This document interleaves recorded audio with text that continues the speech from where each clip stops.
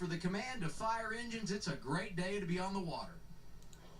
And now, here to say the most famous words in motorsports is our Grand Marshal, founder and president of Contender Boats, Joe Niebuhr. Hey NASCAR fans, it's Joe Niebuhr with Contender Boats. I'm out here on the farm today, but the boys are out fishing. They got a request. Drivers, start your engine! Woo!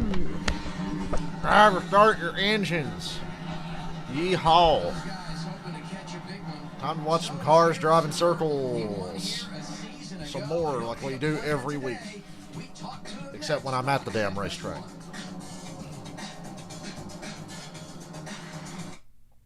That day's coming. May 9th. Going to Darlington. On Mother's Day. Don't know what y'all will do without me. Hope I remember to call on my grandmothers and mothers and everything that day. Because I'm going to be a little busy that day. I'm sure I'll forget.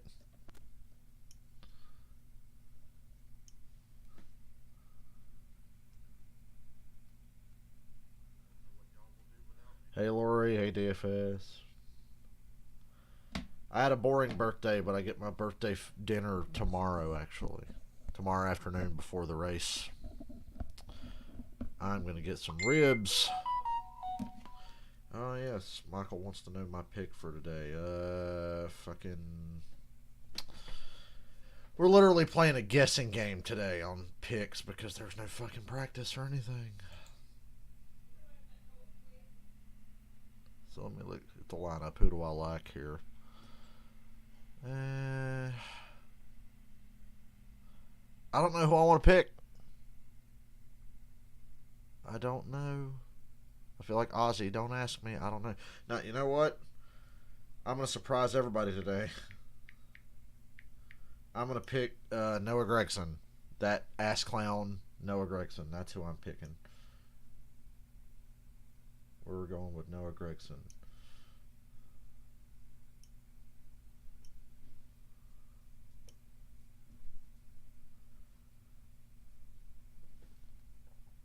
I'm sure he's high on the odds list based on how he ran there last year. If you remember last year, he dominated both races,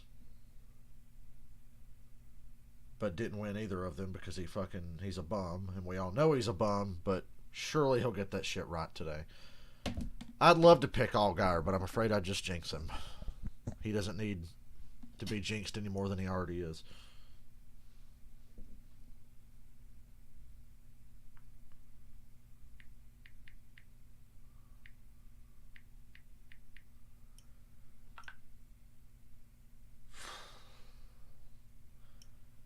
Right when the race is about to start, I start getting sleepy.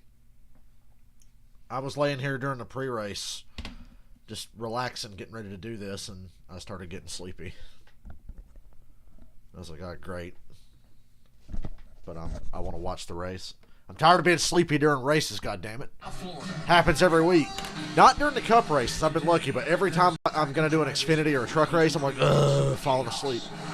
So this better be a good race. Speed and precision are what conquer this track.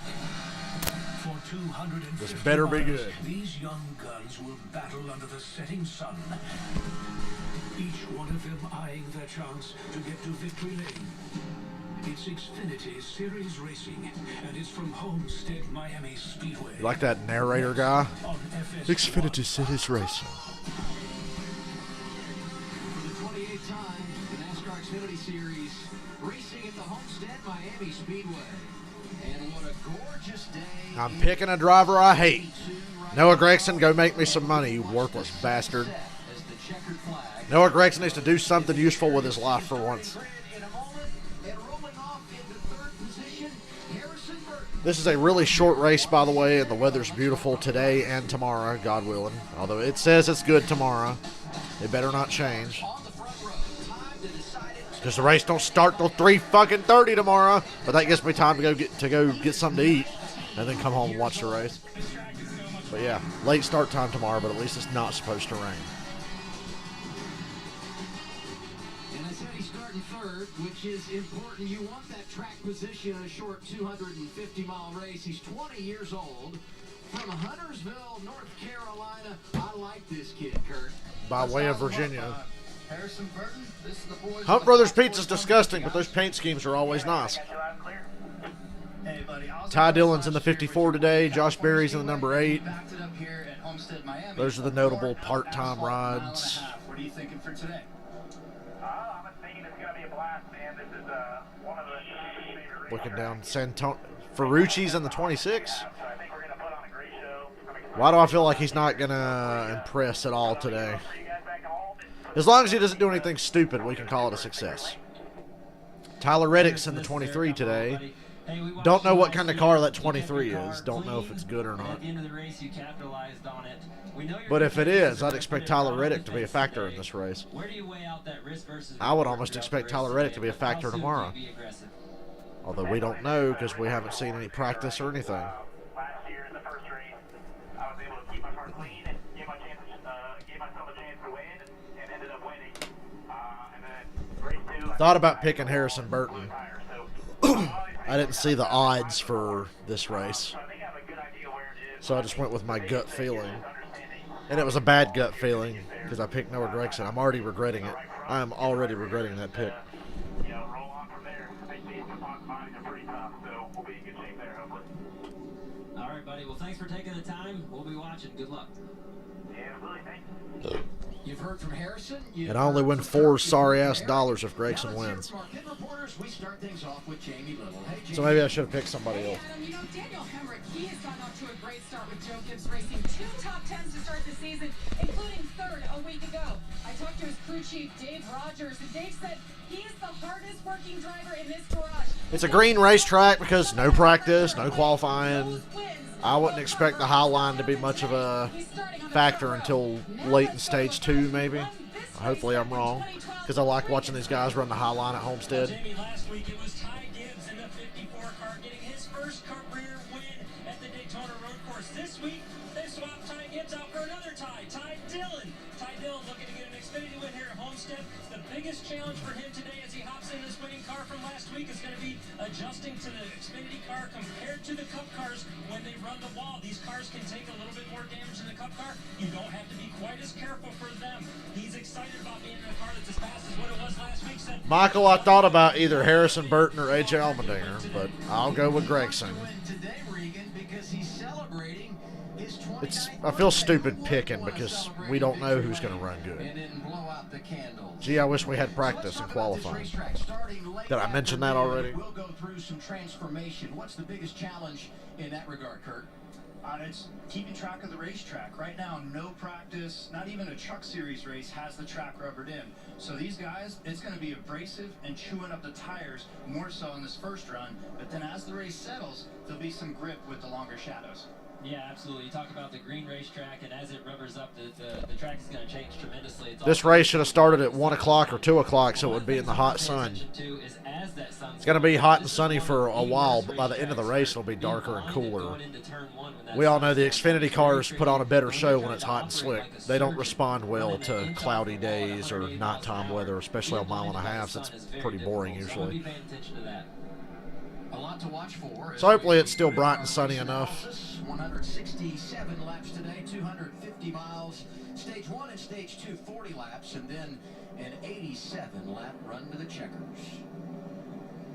Let's check in with Justin Haley, starting 8th today. All right, buddy. Be smart. Be patient with it. Tires are going to be your best friend today. So just take care of them. Have fun. Good luck, brother. Have fun. Outside versus inside lane. How big is that at the initial start? Yes, we're actually going to have the choose rule for the first time in 2021 where you, as a driver, you get to pick inside or outside. And there's statistics and there's... Oh yeah, the choose rule's back. Strategy that you put into this choice. But sometimes just don't overthink it. Yay, and choose go rule. where you want to feel your race car with the best lap time. Yeah, I think with these cars, the inside lane is probably the preferred lane, maybe through turn 1 to go. Now I'll get the leaderboard thingy Go up. down that back straightaway. You want to be in the outside lane, so if you can't get clear off of turn 2 to the outside lane, you get in trouble hung on the bottom. You were Well, talking to if my Harrison computer will let me. about where's the balance, right? And I wonder, I'm too sleepy. God, why am I always sleepy? All right, it's time for the NASCAR. I always get tired as hell. He's got to be a pre-race favorite. How do you handle the opening stage, trying to get through the traffic, take care of your race car, but knowing you need to make your way to the front? I think we have a nice element that is a little different this race than previous Homestead races, and that's an extra set of tires. To me, that means you can gas it up. So who owns that 23 car Tyler Reddick's driving? First 40 laps are really going to chew up the tires, but Do I like the choose rule? I love it. Reddick should be patient. You know that guy. He's going to try to Choose rule's great. Noah Gragson, I mean, who else there? Yeah, absolutely. I mean, these guys are going to be on it. This is the one racetrack that we go to, a mile-and-a-half racetrack, that you can really work the racetrack. You can do a lot of passing here. You run all the way from the fence all the way down to right on the white line. So Choose rule was one of the best things to ever happen. You can find a way around. And it was long overdue. It was a long time coming. On board with Austin Cindric, that's our Ford Performance onboard camera. And a little visor cam, another Ford driver here. I imagine Gregson and Cindric were the favorites, since I see Gregson's 4-1. Yeah, that's the good end of the racetrack where the sun's not just pouring straight through the windshield. We'll keep But he's starting 23rd. Looks like it's turn one later on. By the way, there's no competition caution, but tomorrow in the Cup race at lap 25, there will be. So, fucking lame, right? We're back to competition cautions tomorrow. Because their shitty aero package is going to need it. Event of 2021, front row is Austin Green flag, Cindric and Hemrick. Here we go from Miami, listed into the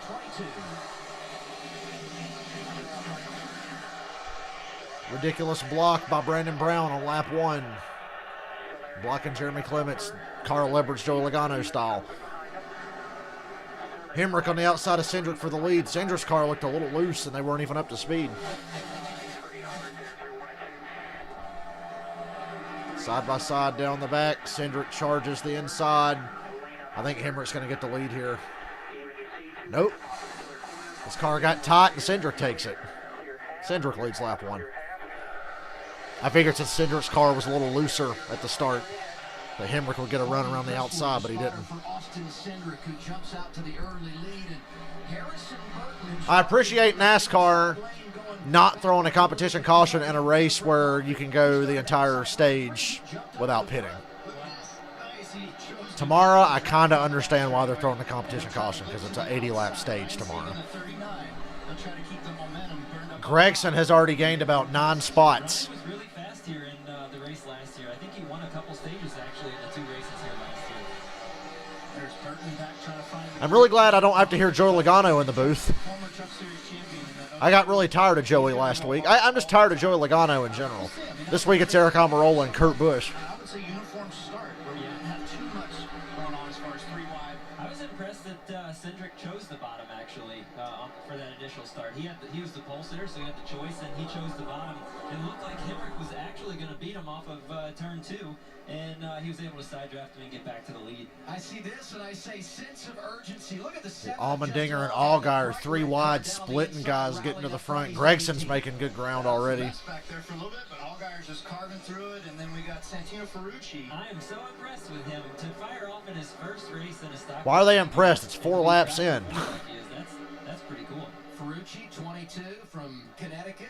He's never made a green flag pit stop in a stock car in his life either, so hopefully it'll never come to that today. And look at that guy right behind him in that white. Tyler Reddick. Okay, that car is good. Tyler Reddick started dead last, and he's up to 19th already, 5 laps in. For Junior Motorsports and RCR.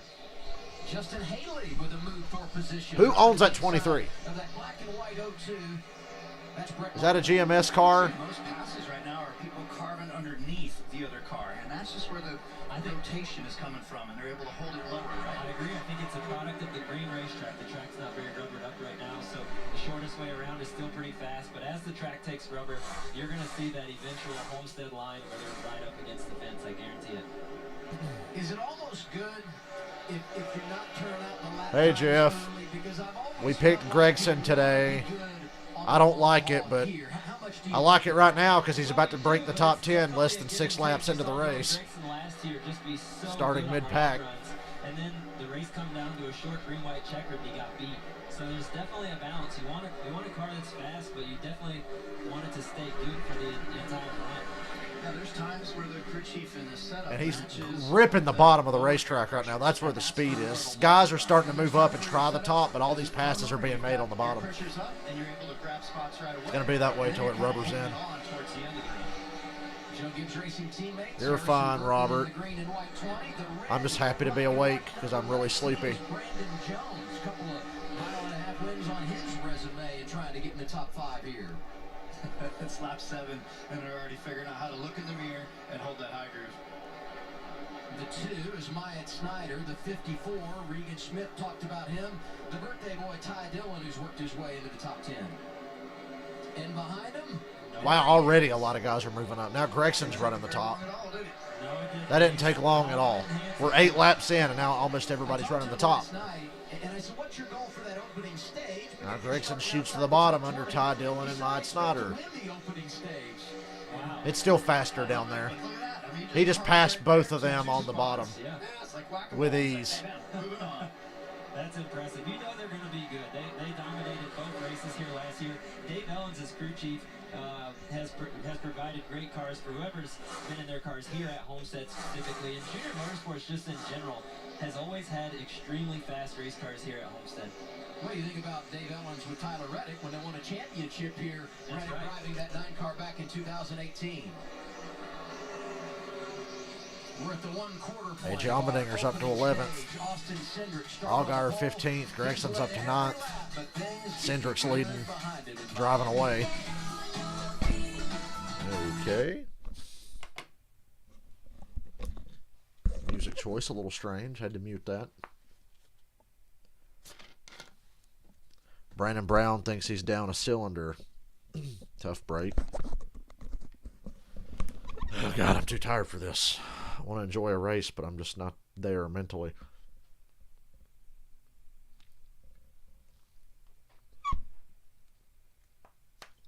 If a race wasn't on, I'd be taking a mid-afternoon nap right now. Or early evening nap, because it's almost 5 o'clock, because this race needed to start at 4:30.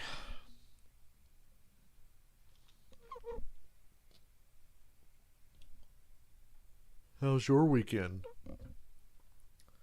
I'm good. I was off Friday. I busted ass really hard at work. Why did I pick Noah? Because he dominated both Homestead races last year and would have won if it wasn't for late cautions. So it just made sense to me. I like the speed that the Junior Motorsports cars have here, especially the 9 car. No matter who's driving it, seems to be really good at Homestead. So I went with Noah, and it's paying off right now. He's gone from 23rd to 7th and moving forward even still. My other options, I was considering Harrison Burton or AJ Allmendinger, but I went with Gregson. So if the dipshit wins, I at least get something out of it. That's hedging your bets right there. I don't want him to win, but if he does, hey, I get a couple of dollars here and there.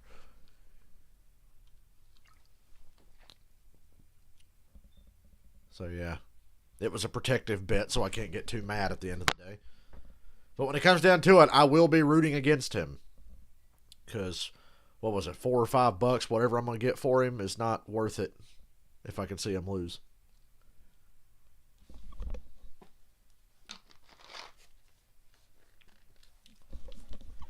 Ferrucci's doing okay right now, but yeah, there's certain aspects of this race that I think he might struggle with. Like, how's he going to react to the car on old tires? Like, we're 12 laps in. Let's see where he's at in about 15 laps or so. And see if he's, like, sliding around, hanging on for dear life. Because the tire fall off here is really strong. There's no grip out there.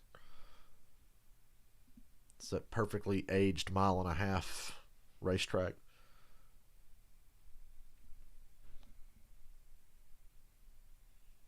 And we're back.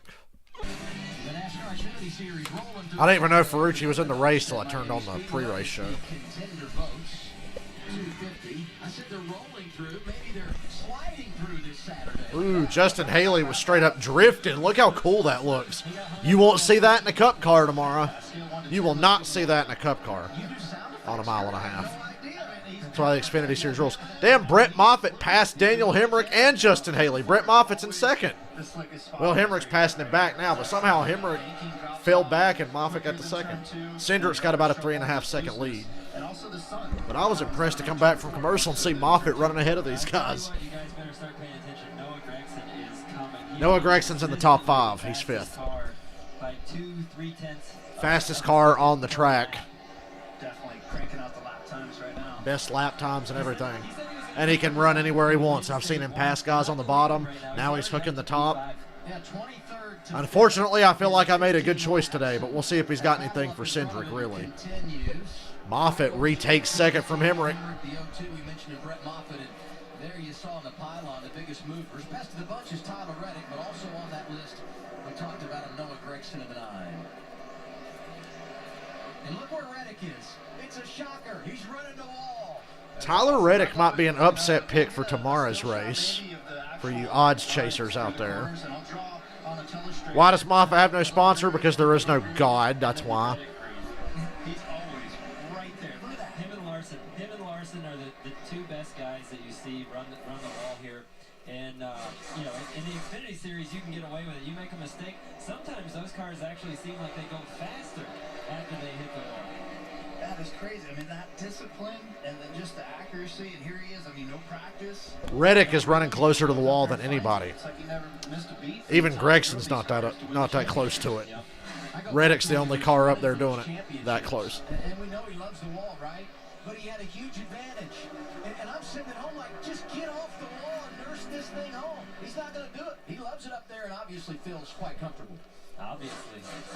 I mean, once you find that rhythm and you have that speed built up, this is a momentum type track. Look how far off the wall. Like, Cindric and Gregson are running the high line, but they're not on the wall like Reddick is. You see Austin Cindric here. He's being much more calm and patient with his race car, trying to keep. Well, if you want any hopes for Moffitt to get a good ride, keep an eye on 2311 Racing. They want to expand to a multi-car team as soon as possible. Denny Hamlin says he wouldn't be surprised next year if they have 2 or 3 cars running. So 2311 Racing, or whatever you want to call it, wants to expand, and that's going to open up some seats for some younger drivers. Or maybe old veterans want to come back and give it another shot. Carl Evers, Greg Biffle. And Gregson is up to 4th and going for 3rd. Of course you wait for Reddick. Since Reddick's up there, track's ready. Well, the racetrack is very, very abrasive here as well. So you want some rubber to go down. You don't want to have a right front tire issue in this first stage. I feel bad. He's dominating, and we haven't said a whole lot about Austin Cindric. What's their story, Regan? Give Cindric some TV time. Happy with his race car right now, but it's interesting. The team's not reporting what the 2nd or 3rd place cars are doing to him. They are also already talking about Noah Gregson and the speed that 9 car has. They're giving details as to where he's running, what he's doing different, and what his lap times are. Austin very happy with There's Gregson for 2nd.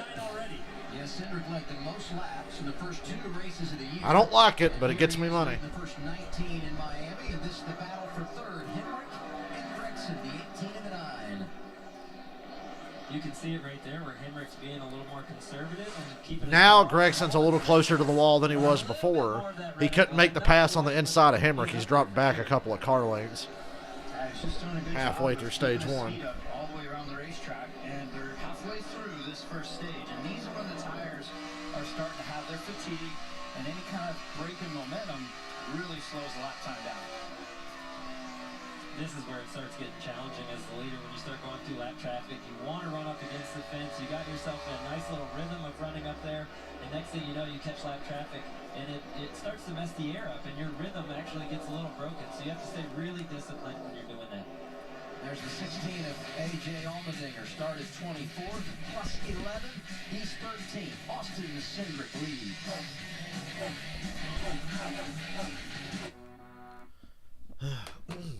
Uneventful so far, but a lot of passing going on. A lot of sliding around going on, but it's already starting to get cloudy, and the sun is starting to dip. This race would have really benefited from being at like 2 in the afternoon. I'm like, no, son, please don't sit. We don't need you to sit. We need you out to have a better race.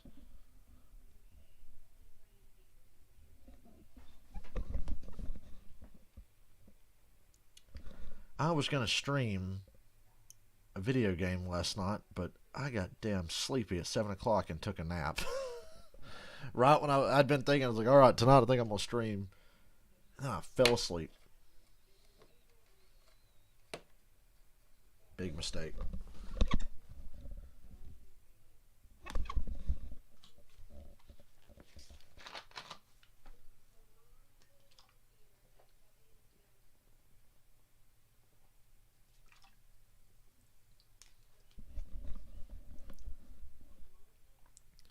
Are they spicy chicken nuggets from McDonald's? Oh. Shit, that looks good. I think I might have to try me some of those. Like today, maybe. Robert, it's Florida. There's never a 0% chance of rain, but yes, the weather looks good, even for the late start time. We can just have like one normal race weekend with no bullshit like last week. Well, I mean, last week there was bullshit late in the race, but you know what I mean.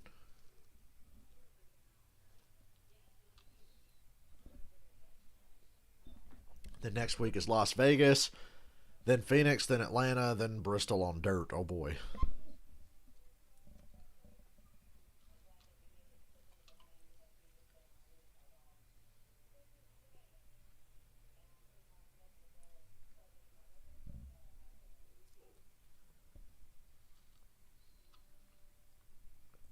What are these weird ass game shows? Hey, that's the Pie Fucker. Why is the Pie Fucker hosting a game show on Fox? Jason Biggs, it's the Pie Fucker.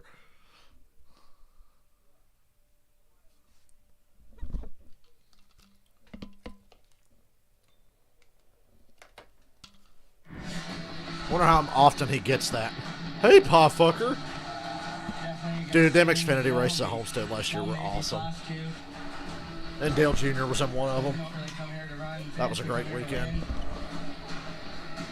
Yes, 2 days in a row. No matter how the car's driving, it's my job to get the job done. What a bitch. I think we have a caution. And we have a caution. After 25 laps, relay caution is out. Remember, they have an extra set of tires today that they didn't have in this race a year ago.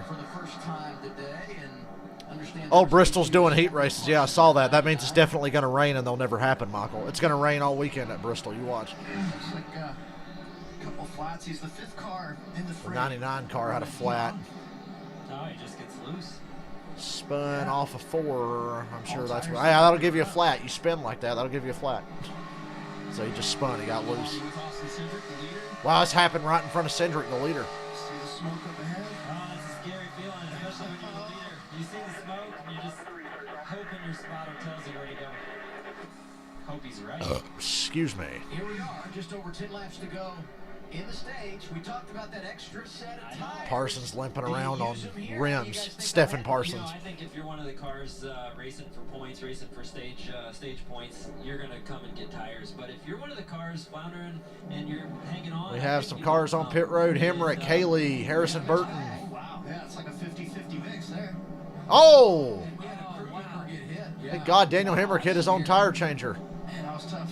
That's Daniel Hemrick's pit area. Well, that's an uncontrolled tire if I ever saw one, don't you think? That is pit road really was not that congested because there were so few cars that came. And it wasn't Harrison Burton, it was Brandon Jones. For some reason, I got their cars mixed up from far away. So Hemrick is in. His teammate Brandon Jones is also making a pit stop. This crew guy got knocked on his ass. Hemrick missed his pit box. Hemrick's pulling into his box. Hey! He's going He hit the tire more than he did the crew guy. He needed to be turning in, what, 2 boxes sooner, not Eric? Oh, yeah, there's Harrison Burton. He almost hit the damn tire that came out of Hemrick's pit. The wrong place there. Yeah, it turned into a yard sale. There's tires everywhere. That's why they're in no hurry to... Those pit crew guys are troopers, man. They are true warriors to jump out in front of a 3,400-pound stock car like that. Everybody is up. They'll service the car. He'll have to start in the back. Now Gregson's going to be restarting up front right behind or right next to Cindric, depending on how the choose lane goes. Hola, Major. Now we'll see who's got the better car here, Cindric or Gregson, over the course of that long run. Who's got the most tires left for this last 10 laps of the stage? Who took care of their shit the best? I would say Cindric probably took care of his. He had clean air, and he was just cruising, and Gregson was busting ass to get through the field. But he was fast. His car looked stable, too. It wasn't... Last year, he fought loose Obviously, he was fast as shit, but he was like loose and hitting the wall late in the race for no reason. He had like a ridiculous lead and was still hitting the wall because he was so loose. His car looks pretty stable right now. I know those races at Homestead last year were good because they're memorable because I remember every fucking detail about them. That and Junior was in it, so of course I remember because I was keeping track of him all damn day.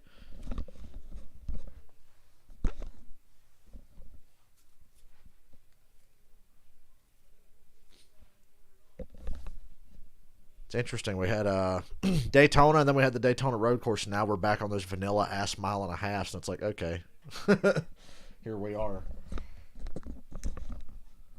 This is what most of our, well, not now. I mean, up until this year, most of the schedule was that. But Texas lost a race, Kentucky's gone, and Chicago's gone. So that's less of the mile and a half. Homestead's one of the better ones.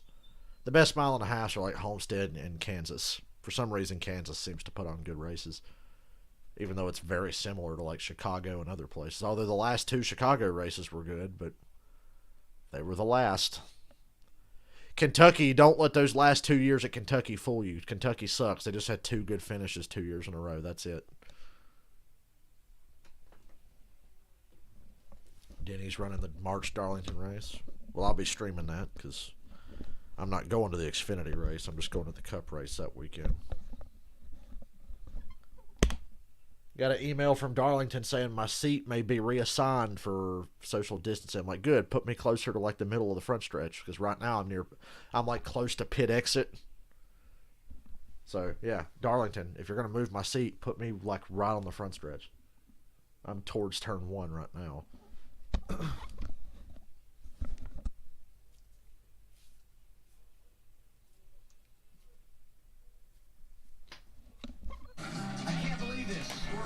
Days away from the month of March. Let's do on this date, February 27th. First ever Mardi Gras. We got a little music worked into our trip down memory lane. Oh yeah, Matt Kenseth wins the 2012 Daytona 500 because Greg Biffle lets him. That's what that should say. 9 years ago. And now let's listen in to 18 Radio's Daniel Hemrick and what happened on pit road. I'll try to turn into that solid front brake, and I'll try to get the split at least. Someone needs to put some ice on the tailbone of that tire carrier. It's just so scary. It really is. Not everybody's okay down there. How does that impact a driver's mental? Landon Castle's in the top 10. Kyle Weatherman's in the top 10. But up front is Cindric, Moffitt, Gregson, and Snyder. Going to be 10 to go in stage 1 here. Going to make it back up to the team, but don't do it too aggressively. Yeah, I agree. I'm so interested in seeing how this strategy works out. I feel like whoever just came and got tires right there, one of those guys is going to win this stage. But I like the call of these guys running up front where they feel confident. Oh, that was 10 laps. Feel like they can make it to the end of the stage, still score some stage points. And, like the top 20 stayed out, just about. So you think somebody's got tires, they're running P20. They're going to need cautions. Like Kurt Busch is talking about, the guys who have fresh tires with 20th will tend to go in the stage. I don't think they'll get to the front in time without cautions. 19 cars have old tires. The guys behind all have fresh tires. We're not even going to be able to commentate on the cars changing lanes and zigzagging. It's going to be like a video. All right, this is actually going to be pretty fun. Shoes rule in play. First time we've seen it today. Austin Cindric, like the start of the race, goes inside lane. Moffitt to his outside. Ty Dillon takes Gregson and Moffitt 3 wide for second. Cindric got a great start. Oh, Gregson's put the power down in the center of the corner. He might go around Cindric so fast it'll spin him out. It got him loose, and Gregson takes the lead. Yeah. You see why I picked him? He just went right to the outside of the guy that's dominated the race so far, and now these guys are all trying to position themselves. Try to keep an eye out on who's got tires further back. They all restarted 20th or worse. Ty Dillon's up to second. Justin Haley's going 3 wide back there. He's on 4 fresh tires. They are coming with these fresh tires. I think they're about 2 seconds a lap faster. Yeah, good God, they are flying. Cindric not doing well right now. Maybe he struggles a little bit on the short run. He looked really good on the long run, but I think short run-wise, Cindric's struggling. Ooh, Moffitt, hang on to it. Moffitt! Whoa, Moffitt about spun out Cindric and himself, but they save it and keep going. Allmendinger's up to 4th. Hell, Justin Haley's 3rd. Goddamn, good call. I didn't think anybody that started 20th would have a shot to win the stage, but yeah, here they come. Justin Haley's going to fly by Gregson down the backstretch here and take the lead. Yep. Justin Haley takes the lead on his 4 fresh tires.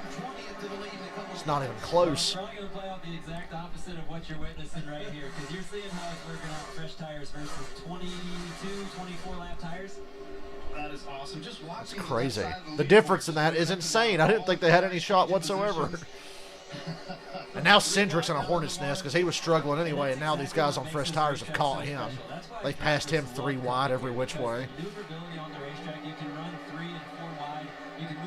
No rainbow cautions yet. We're good. No weather in the forecast. At least you can justify a caution for a little sprinkle here because we're on an oval.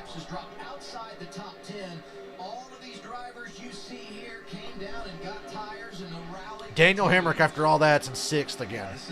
He's already back to 6th. I had no idea that it would be that quick before Haley got to the lead. That is some serious tire fall off.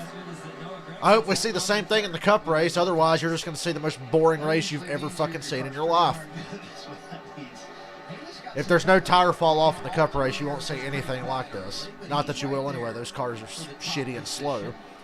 He is, yeah. You know what? I would expect that out of AJ. And we got 2 Collin cars fighting for the lead with 5 to go in stage 1. Allmendinger's making a run at Justin Haley. Well, Jeb Burton's 3rd, so that's Collin 1, 2, 3. He had a good day here picking up the dash for cash after winning in Atlanta, and he was eligible here and got the payoff. Jamie? Josh Berry looks like Superman on 4 fresh tires.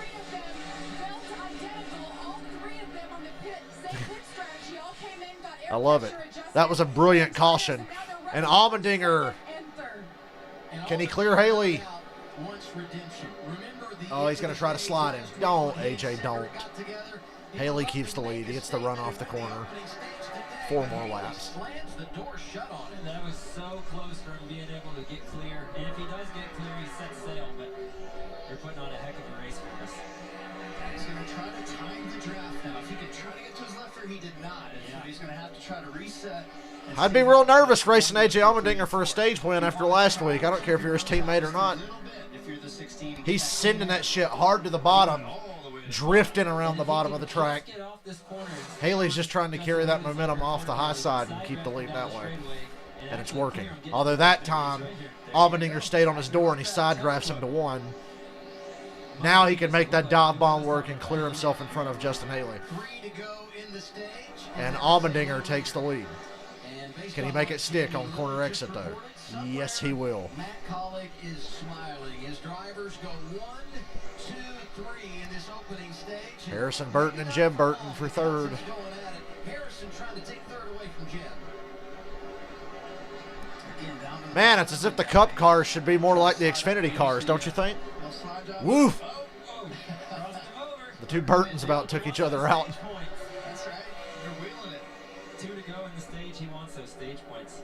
Shows you how valuable they are. Good God, the top 9 cars pitted had started 20th or worse. They were all 20th or worse 8 laps ago, and now they're running 1 through 9. I just love the rally for Hemrick after what And Hemrick is especially impressive. he obviously has. Get up on the wheel. That's exactly how you put it behind you. That's right. Belt's tight. Allmendinger separating himself from Haley up front with 2 to go. Off this corner. Just got another lap to try to grab 1 more spot. Good to see fans in the stands. They're getting a show right now. I'm awake now, guys. I'm awake. I'm not as sleepy as I was at the start of the race. Hemrick and Jeb Burton complete the top 5. Hemrick's actually going after Burton right here. He's going to be able to stay on his left rear quarter panel and try and side draft him. This is going to be interesting. The pass on the bottom of 3 and 4 is extremely difficult. See if there'll be any kind So of Gregson ends up 10th on old tires. Cindric ends up 14th. Moffitt is 16th. AJ Allmendinger wins stage 1. Justin Haley 2nd. Daniel Hemrick 3rd. Good racing. Gregson gets 10th. The only car on old tires in the top 10. That says a lot. Makes for some really good racing. That was fun. Allmendinger, the man right now in Miami.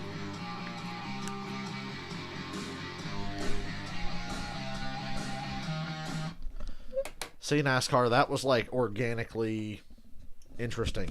We didn't have to force a caution for it. A caution just so happened to come out, and some guys pitted, some guys stayed out, and you got a good show out of it, and it wasn't bullshit.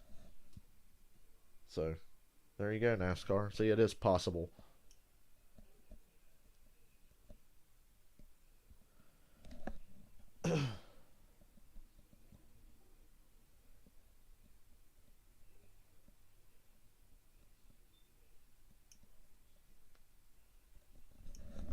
Not everything has to be forced. Sometimes shit just happens naturally.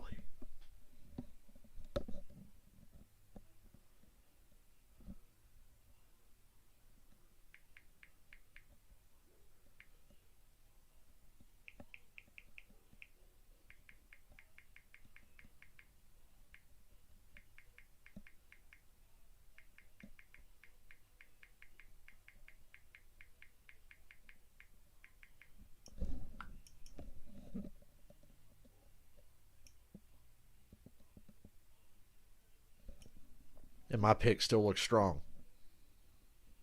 Whoever's in charge of NASCAR is to be taken in a dark room for several reasons. I'm not even mad about that rain caution last week anymore. I'm mad that I sit here and I watch the Xfinity Series every goddamn week and go, damn, look how good these cars race. Look at them sliding around, low downforce. And NASCAR's like, nah, fam. Everybody wants high downforce, lower horsepower. That's the direction we got to go in. It's like the fucking answer's right in front of your face, you dumb fucks. Watch the Xfinity races every week. That's why I enjoy this series so much.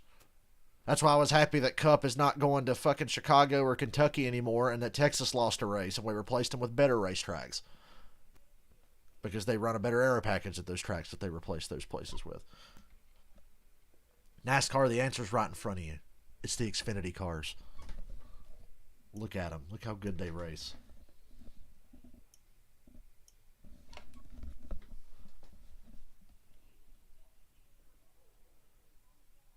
The call is coming from inside the house, NASCAR.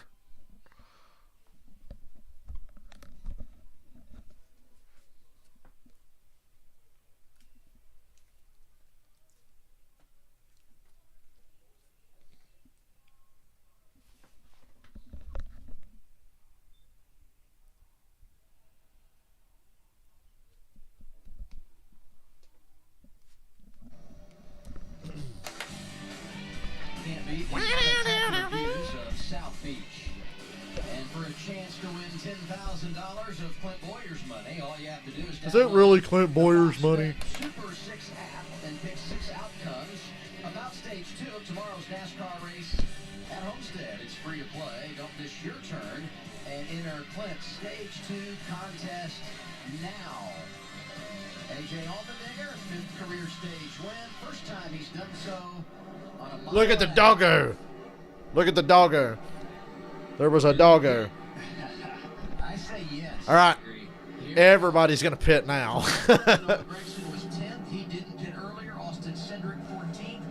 God, tires mean a lot, don't they? I hope that's the case tomorrow. I don't know what tire Goodyear's brought for the Cup race. I'm sure it's a rock-hard piece of shit because those Cup cars have so much downforce you can't even work any tire wear in without the risk of blowing one and killing somebody. So they're always extra aggressive on them hard-ass tires.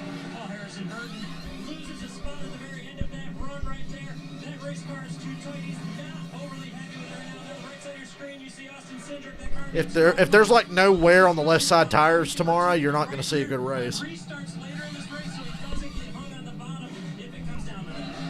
AJ Allmendinger still the leader. Justin Haley second. Jeb Burton third. Brandon Jones fourth. Harrison Burton fifth.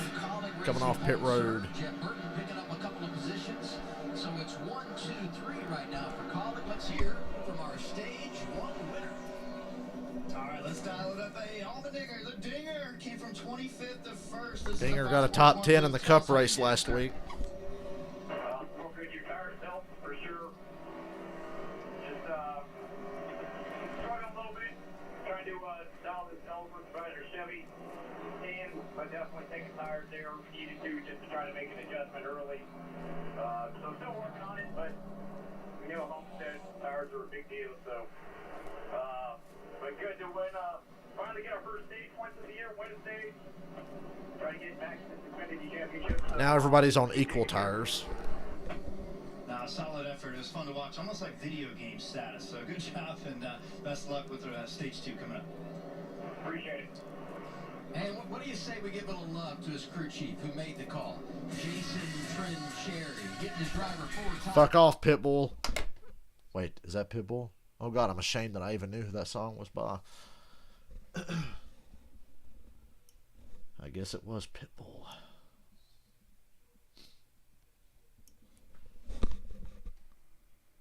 I can't wait to go eat some fucking ribs tomorrow. I'm already thinking about it.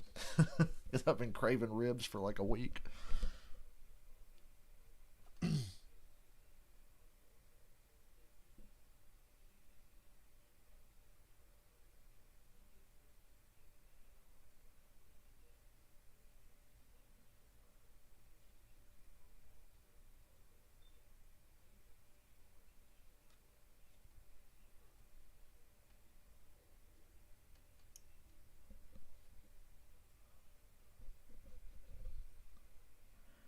How did NASCAR... Okay, nothing against Ferrucci. I don't know much about him, but NASCAR just straight up let this dude out here with, like, literally zero experience on a mile and a half, and there was no practice or qualifying this weekend. I'm sorry. Like, back in the day, would they not say, hey, wait a minute. This dude's not experienced.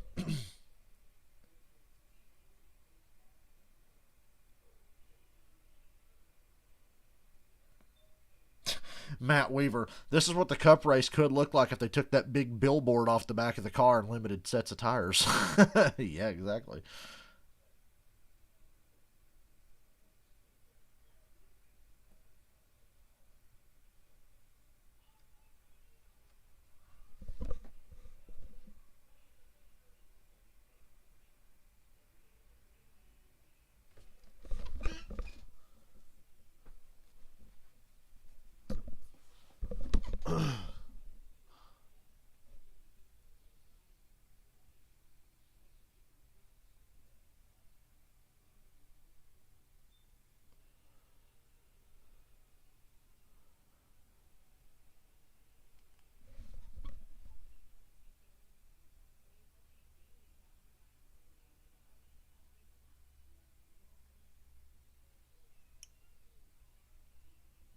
I think Ferrucci should have been allowed a test or something. Yeah, I've heard Ferrucci's not nothing special, so.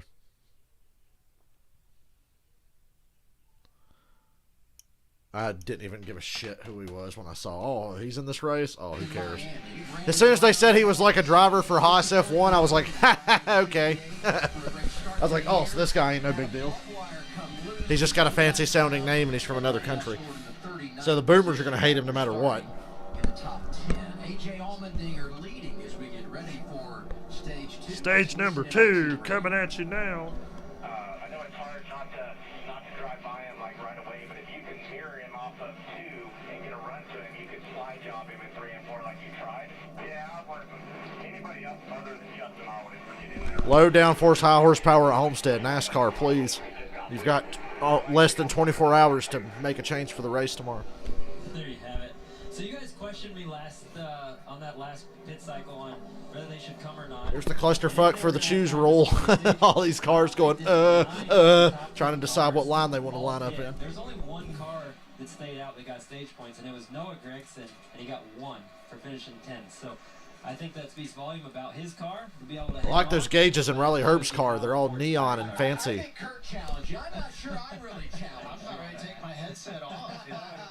I've been behind the wheel a lot of years. Oh, Ferrucci's from Connecticut? Well, there you go. It's like another country. So between you and me, Eric, I drive, you call the race. What do you think? No, I kind of like the driving too. I'm just saying he had an F1 sounding name. Isn't that the most Formula One racing sounding name you've ever heard? Santino Ferrucci? That's one step away from Jean Girard. Put themselves in position to see what they've got here. All right, now we talk about strategy. And this is a strategy. I like how all the highlights this weekend are, hey, remember when Homestead was a championship race? Boy, those were the days. Look at the tire. It now came to the end of pit lane, and Jimmy Finning is yelling, guys, our wheel is over there. And it's like, no, it rolled all the way down the front straightaway. That is the best strategy, to come down pit road and the caution come out. Yes, but no. No, that was a nail biter. Stage 2. Great launch by Allmendinger. That was a hell of a restart. Gregson's going 3 wide through the middle and the back. Not the back, but about 10th place or so. Had a good launch, and the 10 car didn't challenge just yet. Well, Allmendinger better get gone before Gregson gets through there. That's the only reason Cindric was able to lead as long as he was earlier. Ricky Bobby, the guy's got 2 first names. Oh, Ferrucci's in the wall. Looks like he might have flattened the right side a bit. Where their car's at and how aggressive they can be with it. Saw Santino Ferrucci got into the wall. He's been banging the outside just a little bit today, and that one might have got a little damage there, it looked like, for the 26 Sam Hunt Racing. Well, they'll definitely take a lot more of a beating than those open wheel cars he's used to, but I think that one was pretty square, right? You could tell that the right side of that car was pretty flat. Brandon Jones making a move up to 3rd spot now. Just trying to get. Do I remember this race from 04? Yes, I do, very vividly. I watched it that day. And as a Dale Jr. fan, I was not having a lot of fun at that point. But it was exciting at the end to watch the finish of that race. But I can tell you, as a Dale Jr. fan, I was not happy that day. Felt like the most disappointing fucking end ever to such a great season. And it really pissed me off. Hold the line, Josh Berry. Incredible late model racer. Races for Dale Jr. in the late model stock series and does a great job with that. Great to see him get an opportunity here. How bored do you think Chase Briscoe's going to be tomorrow, the first time he has to drive Homestead with that shitty Cup package? He's been driving Xfinity the last couple of years, and tomorrow's his first Cup race at Homestead. Wow. There you go. God, Josh Berry, hang on, buddy. That's some aero right there. You don't get that aero challenge in the late models. Let's go to the 18 audio.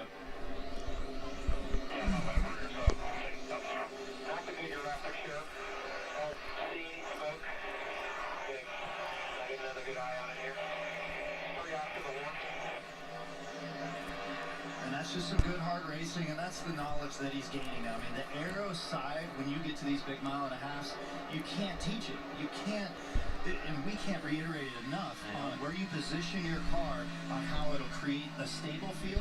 Cindric's not good early in a run and not that good in traffic. And he's dealing with both right now. After dominating the early portion of this race, they played a different strategy. I think right now we're learning how fast that. Whoa, he sent that thing into one, though. Good God.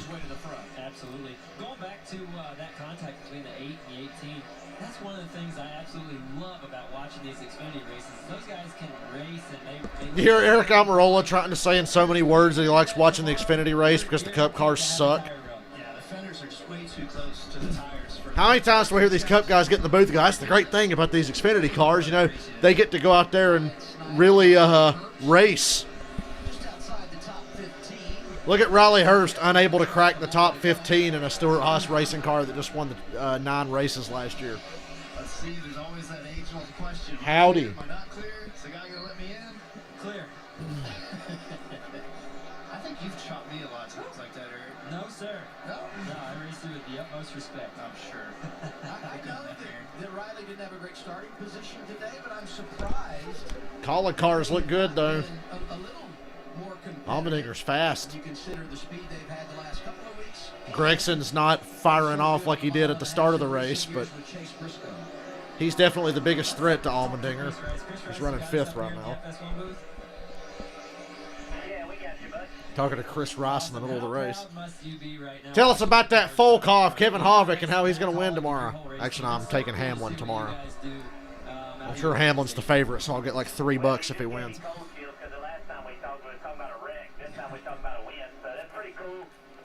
Collie Racing, we really are not good here. Not good here. They look pretty fucking good right now. I'm a big fan of Colleague Racing. I want to see this organization grow and be a top-tier cup team one of these days.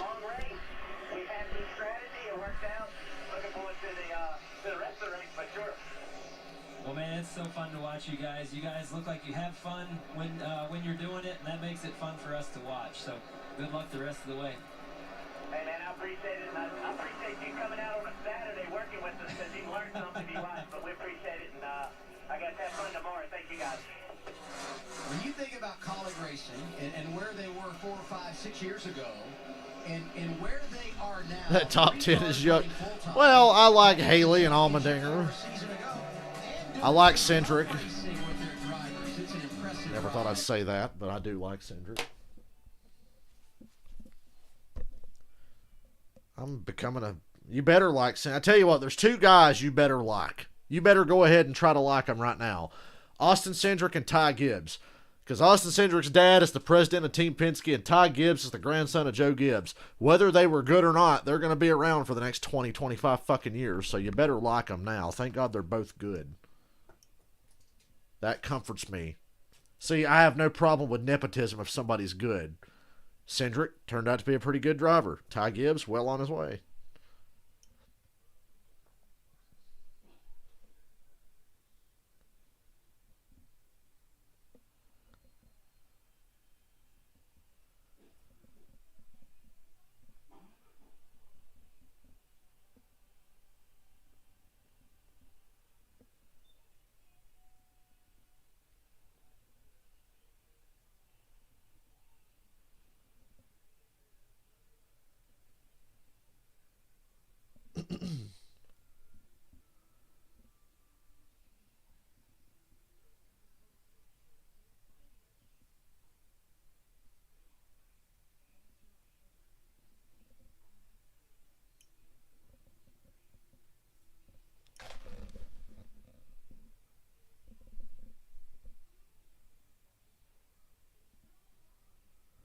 Austin Dillon, he's all right.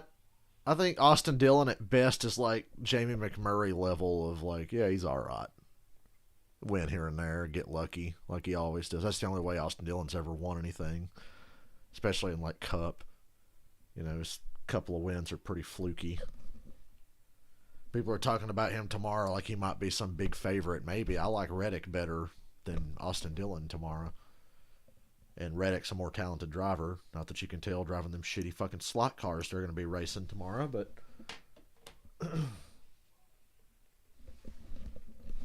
Custer, I'm not giving up on him because we all know the Cup Barrow package is garbage.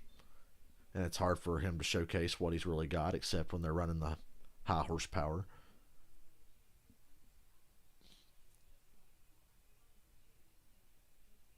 Yeah, Ty Gibbs, Austin Cindric, you better learn to love them now.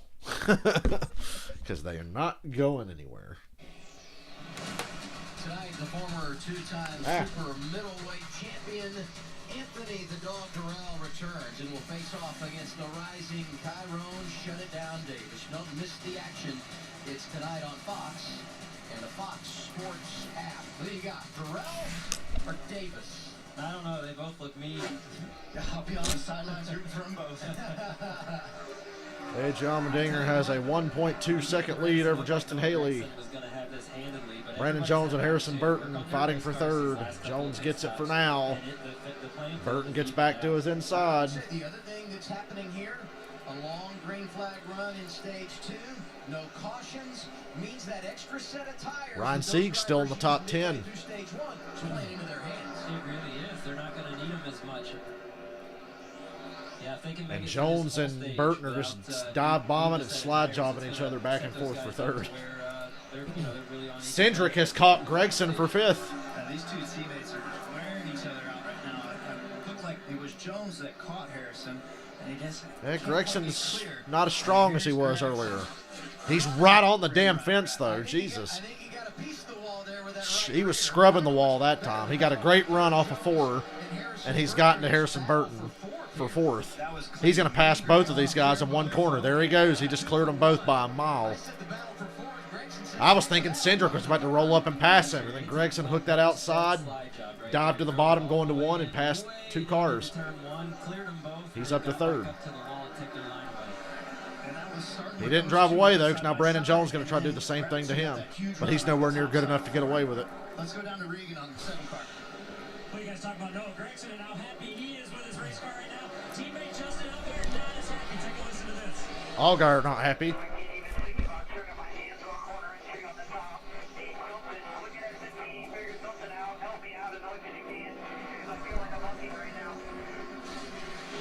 Justin very frustrated with that car. Has been all day. This team needs a good run. They're ways back in points right now. A lot of bad luck to start the year. They're going to have to make some significant adjustments. First two races, 28 and 26. He's running top 10 today, but no doubt he's frustrated. And what about the 98, Jamie?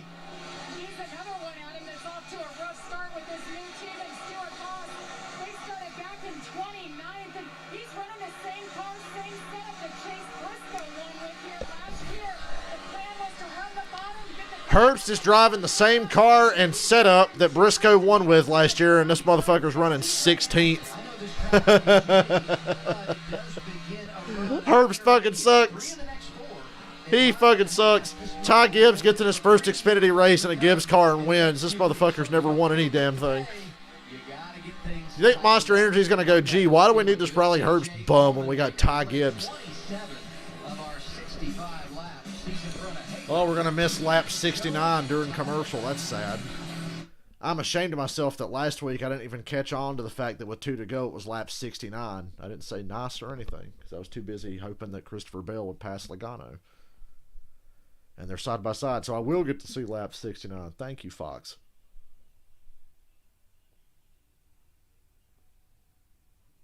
Oh, that 99 car's smoking again. Stephen Parsons. Who names their kid Stephen? No caution yet. He's not smoking now. He's slow, though. He's in 1 and 2. Riley Herbst is 16th in the car. And we have a caution. And we have a caution! I didn't really see anything worth putting it out for.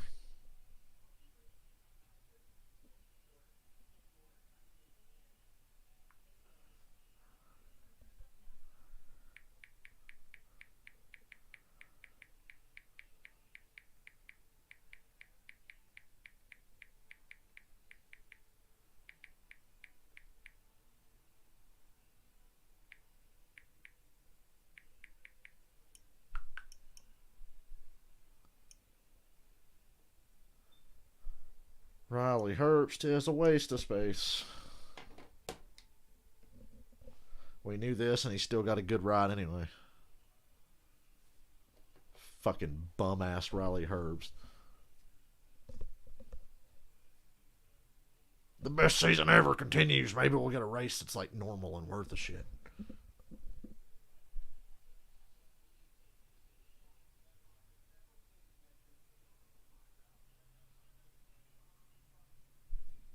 Tomorrow at 3:30. Why? Because fuck you, that's why. Riley Herbst is driving the car that won here last year with the same setup, and he's running 16th. That's what you missed. AJ Allmendinger's leading. I think Noah Gregson's got the best car, though. And a caution just came out with about 12 to go in stage 2.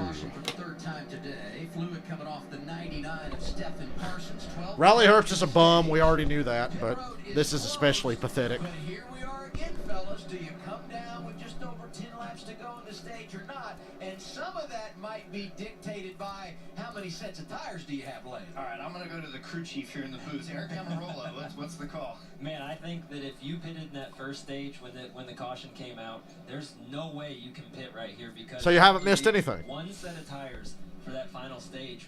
So you're going to pit halfway through that final stage because you need the fuel. So that means that you're not going to have a set of tires if there's a late caution. So I don't think that you can pit. But those guys that stayed out, you bet your bottom dollar they're coming to get tires. Love it. I agree 100%. Oh, wow. Oh, the 20 car, Harrison Burton. I think he's blowing up. Won 4 times. Harrison Burton's on the apron smoking under caution.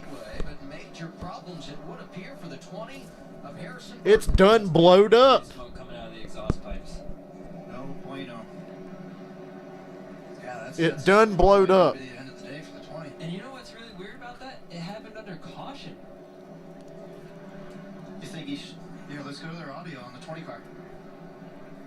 Pretty good now. Sir, oil pressure looks good. And it's only doing it, I don't know, on fire now. I think we blew up or something. I don't know.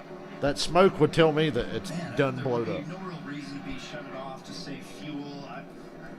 Maybe it got crossed up on the switches, but I doubt it. That is strange.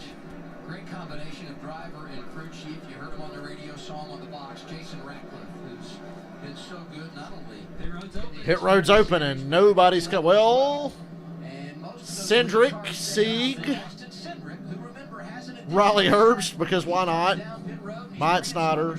The only guys in the top 10 were Cindric and Sieg. Everybody else stayed out. So is Riley Herbst. Here they are, Jamie. Riley Herbst brings it in. Now this will make Riley Herbst look good. Herbst is going to have like 30 lap fresher tires than literally everybody in front of him, so he might look good now. Austin Cindric with an extra set of tires left since he didn't stop during that first stage. That race car, they've been working on it. He's been too free off the corners, so they want to try and fix that just a little bit more for later in the race. I don't feel like as many guys pitted here. Agreed. As did the first time, which means you got a lot more ground to make up, starting deeper in the field. Keep your eye on that 22 when we return. Well, now they'll be like, oh, look at Riley Herbst. He's having such a good day on his 30-lap fresher tires. I was scrolling through Facebook memories this morning, and I saw a post for me from like 5 years ago, and I don't know what race it was during, but Daryl Waltrip or somebody in the booth said, Danica's struggling, and it's frustrating because she's used to being competitive. She's used to winning. And I said, fucking what? Since when? At any level has Danica been consistently competitive or used to winning? It's like, the fuck are you on about? Watch him win. Yeah. I don't see any rain coming. He might win a fuel mileage race because he goes pretty slow anyway. You know, he's got to be good at saving fuel as slow as he is.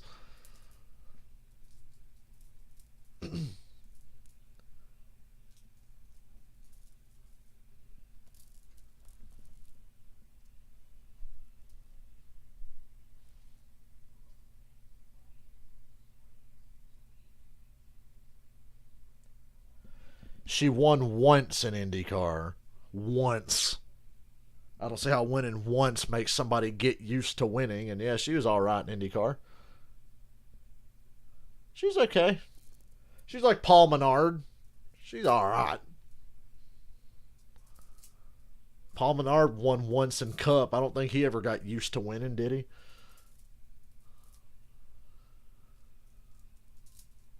Oh, she's used to winning. Fucking since when? Oh, man. Remember when she finished fourth in the Busch Clash and they nearly had a fucking stroke in the booth? Oh, there's fourth in the fucking Clash. With like 10 cars running. And there was like a dust up on the last lap. Oh, she finished fourth in the Busch Clash. Yeah, Menard at least brought his shit home. In NASCAR, he brought his shit home in one piece. She couldn't do that very often in NASCAR. I had a Danica moment today playing NASCAR Heat 5, I'm ashamed to admit. At Darlington, Kurt Busch dive-bombed me into turn one and hit me in the quarter panel and knocked me sideways, and I scrubbed the wall. And I said, you motherfucker. And I got back to him, and I did the Danica. I spun him out. And then I tried to avoid him, and he wrecked right back up in front of me and took me out. I was like, shit. And as soon as it happened, I said, well, rule number one of stock car racing. Kurt Busch, I'm Adam Alexander. Kurt from Las Vegas, so is Noah Gragson, who will reach Oh, we're going to have 7 laps to go in stage 2 with Allmendinger and Gregson on the front row. This kid comes from Las Vegas. Good friends with Riley Herbst. He's a twin. Forever I didn't know he was a twin. He's a sports fan. I don't give a fuck about this dude's douchey personality, guys. And that's his big catch in the offseason. He's hoping to get a big catch here in Miami this weekend. He feels like this place owes him one. And when you look at his performance so far, fellas, he might be in position to get it done. Yeah, I just love his enthusiasm. Everything he's doing it at a top level, whether it's here, there, and everywhere, in the car, outside the car, social media. He's a darling. You guys got to follow him on there and keep up with all his antics. Yeah, he has a lot of fun. He just looks like... Look at that glass divider that Kurt and Almirola are literally looking over the top of and talking at each other. What good is that glass divider doing? Right there before the caution came out, but I was really surprised they didn't pit right there. They have an extra set of tires. They didn't pit in the first stage when the caution come out. So I'm going to be watching Austin Cindric right here with 7 laps to go in this stage. He's got 4 fresh tires, and he is going to be coming. To put in perspective, AJ Allmendinger... I think Cindric stays out at the start of stage 3. They're only going to have to run 7 laps here. It's a few laps less than last time. Maybe you stay out here if you're Cindric. I don't know. Yeah, I feel the tire fall off so strong it's hard to say. Now let's go back to AJ Allmendinger. We're going to restart with 6 to go, actually. Even better for those guys that just pitted.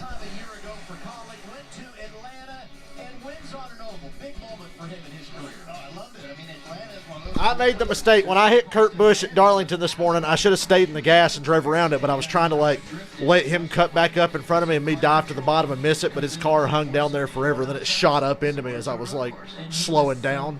I should have just stayed in the fucking gas and I'd have got around him. Don't judge me. I'm usually better at wrecking people than that. I made a brilliant bump and run on Joey Logano at Las Vegas last night. I've been playing Heat a lot lately. You saw it there.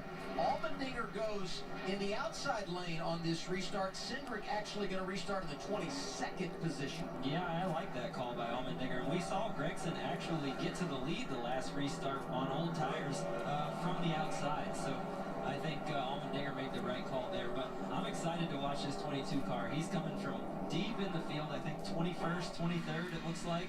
And he's going to be coming on those 4 fresh tires. Over under, what position does he get to here in 6 laps? I say he wins it. Okay. Last time it was 3 laps to get to the lead. Kurt, does he get there? I'm rooting for Allmendinger and for Haley to get single. All right, 6 to go in stage 2. The top 20 stayed out. All the couple of guys that pitted are way back. 6 laps. Great launch by Gregson. He got a better jump than Allmendinger. Gregson takes the lead to turn 1 with Brandon Jones. Allmendinger totally blew that restart. Good God, look at Moffitt, 3 wide through the middle. This is great for Gregson. It's going to buy him time here. And Cindric is, wow. Yeah, I think Cindric's going to win the stage. He's 10th right now. He's 8th now. He's 7th now. He's 6th. He had to get out of the gas to avoid hitting Michael Annette. He's 5th now. 4 wide. Let him go, Michael Annette. Let him go. I've always heard 8 tires is better than 4. He's 4th now. 15 tires is better than 4. He's 3rd now. This is all within a lap. He deserves a ton of credit. He gave himself a chance at winning this stage by launching as smooth as he did. Cindric is 2nd now, coming to 4 to go in the stage. Yeah, Gregson might as well just pull over. God, the difference on tires is ridiculous. The other on Gregson is that he does have 1 more set of tires. Cindric takes the lead. Depending on how the cautions fall in the final stage, 22nd to the lead. It took him a couple of laps, and here's Austin Cindric. I know, but I'm not sure you're going to need all those extra tires in the final stage. But if they do, he's going to have them. And you can see how big of an advantage they're going to take. I picked Gregson to win, even though I hate him. This hard again for another stage grouping of points. Looks like the O2 just hit the wall. Moffitt got too close to the outside wall. He just scrubbed it. He's fine. Moffitt's fine. Scale 1 to 10, that's a 1. And he got it with the right rear quarter panel and not the right front fender, so he's fine. Yeah, you know, we talked about this going to break. The one thing for Gregson we should mention You know, the last time he stayed out, I'm surprised more guys didn't pit there. I guess they all really want to have that extra set of tires in the final stage, just in case there's a rash of cautions. It's hard to say. The Xfinity Series can be unpredictable. More so than Cup or truck. Well, maybe not more than trucks, but look at Moffitt. Loose. You won't see a car get anywhere near that loose tomorrow. Isn't that disappointing? The 39 is Ryan Sieg, won stages in the 2 races here a year ago and working on a top 10, trying to get some points. Myatt Snyder up to second. It's amazing what the tires will do. I thought there was Myatt Snyder's second. I know there is, of course, here, but man, there's one more lap in stage 2. Yeah, between old tires and new tires. Yeah, Austin Cindric sitting there running 34.70s, and before the caution come out, they were running 36.80s. So yeah, solid 2 seconds there. Final lap of our second stage, and it's been AJ Allmendinger and Austin Cindric just handing it. Yeah, you're right. Unless Busch is racing in trucks, trucks are probably the most unpredictable. He won the opening stage. So if Kyle Busch is running the truck race, I probably won't stream it depending on what track it is. If Kyle Busch is running at Vegas next week in the trucks, forget about it. I'm not streaming it. I doubt I even watch it. And the second time he's got it done this season. Xfinity, I'm a little more forgiving these days because these Xfinity races are fun to watch. Hey, Landon Castle, 10th in stage 2. Cindric won the stage. Jeremy Clements and Ryan Sieg get stage points. And look, Riley Herbst ended up 4th. Oh, I told you Herbst would get up there on them fresh tires. I bet he drops like a fucking rock now.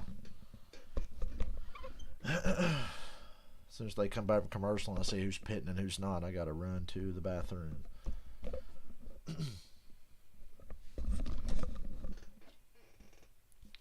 Which game are you playing, Caden?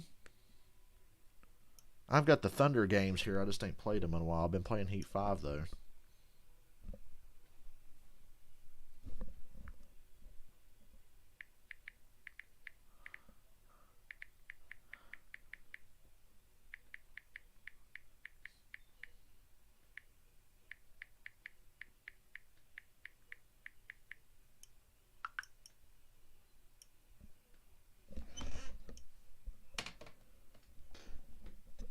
Landon Casserole, top 10.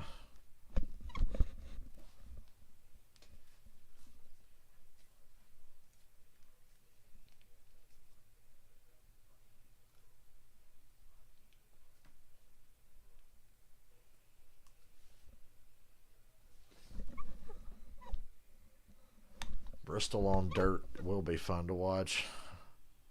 I'm looking forward to it so much, I might even watch some iRacing from the Bristol dirt track with like a cup car or something. After last year's COVID break, I've about tapped out on watching iRacing stuff. It was fun. It's fun when it's the real drivers, but I got no interest in watching any Tom, Dick, and Harry pick up and race on iRacing. That's why I don't watch the fucking iRacing Cup Series or whatever the fuck. Every now and then I might, if it's a racetrack I really want to see and understand what it might be like to watch a race that's happening there, I'll watch. So I might actually watch some Bristol dirt iRacing stuff. Might even run those modifieds at NASCAR Heat 5 on the Bristol dirt track. I suck at that, by the way.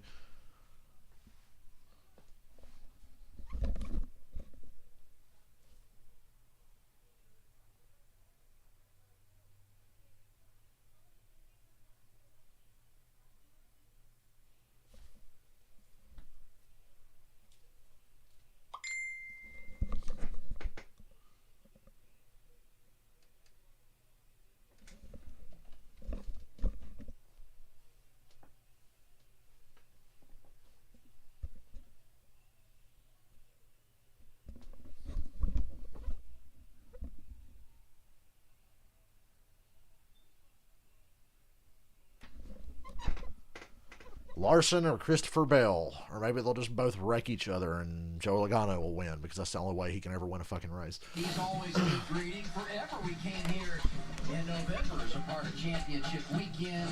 came last summer after delays because of the pandemic, and this year it's race number 3. Wonder what they're gonna do for setups on Bristol dirt. Like, that's so weird. It's never happened before.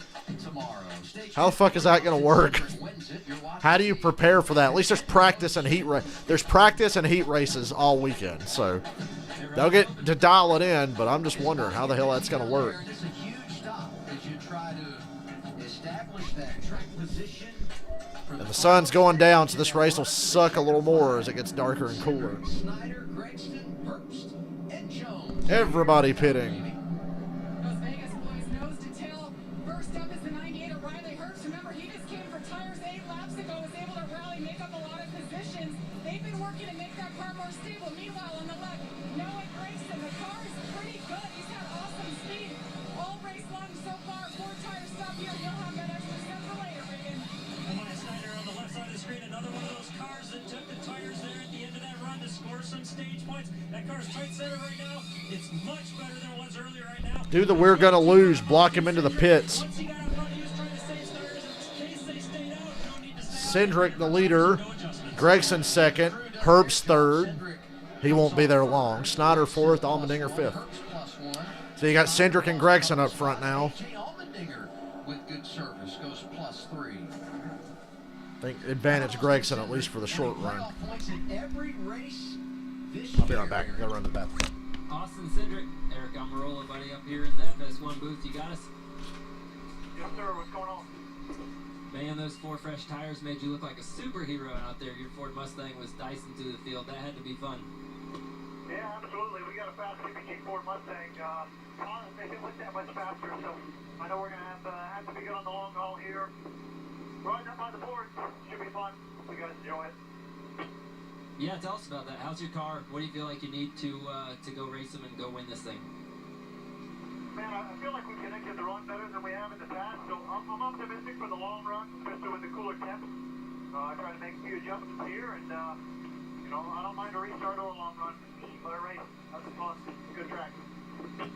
Yeah, we're having a lot of fun up here watching you, buddy. Keep her clean. We'll be watching. Maybe some pressure on his crew chief Ryan Wilson because the sun is going down. The track will change as we hit the final stage.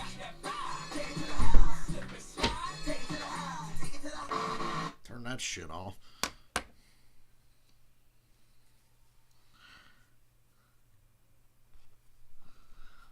I got a copy of NASCAR Thunder 04 right here in my desk. I need to get 06. I've got 03, 04, 05. I need to get 06. I was watching the Twisted Toe guys yesterday. They were playing NASCAR 2006. And it was really funny. And I like that total team control thing. I could really have fun with that. That's a feature that I miss. It's a goofy video game thing, but being able to switch between team cars during a race, it was kind of fun. I'd always make sure the DEI guys finished 1, 2, 3 when I was 11 years old.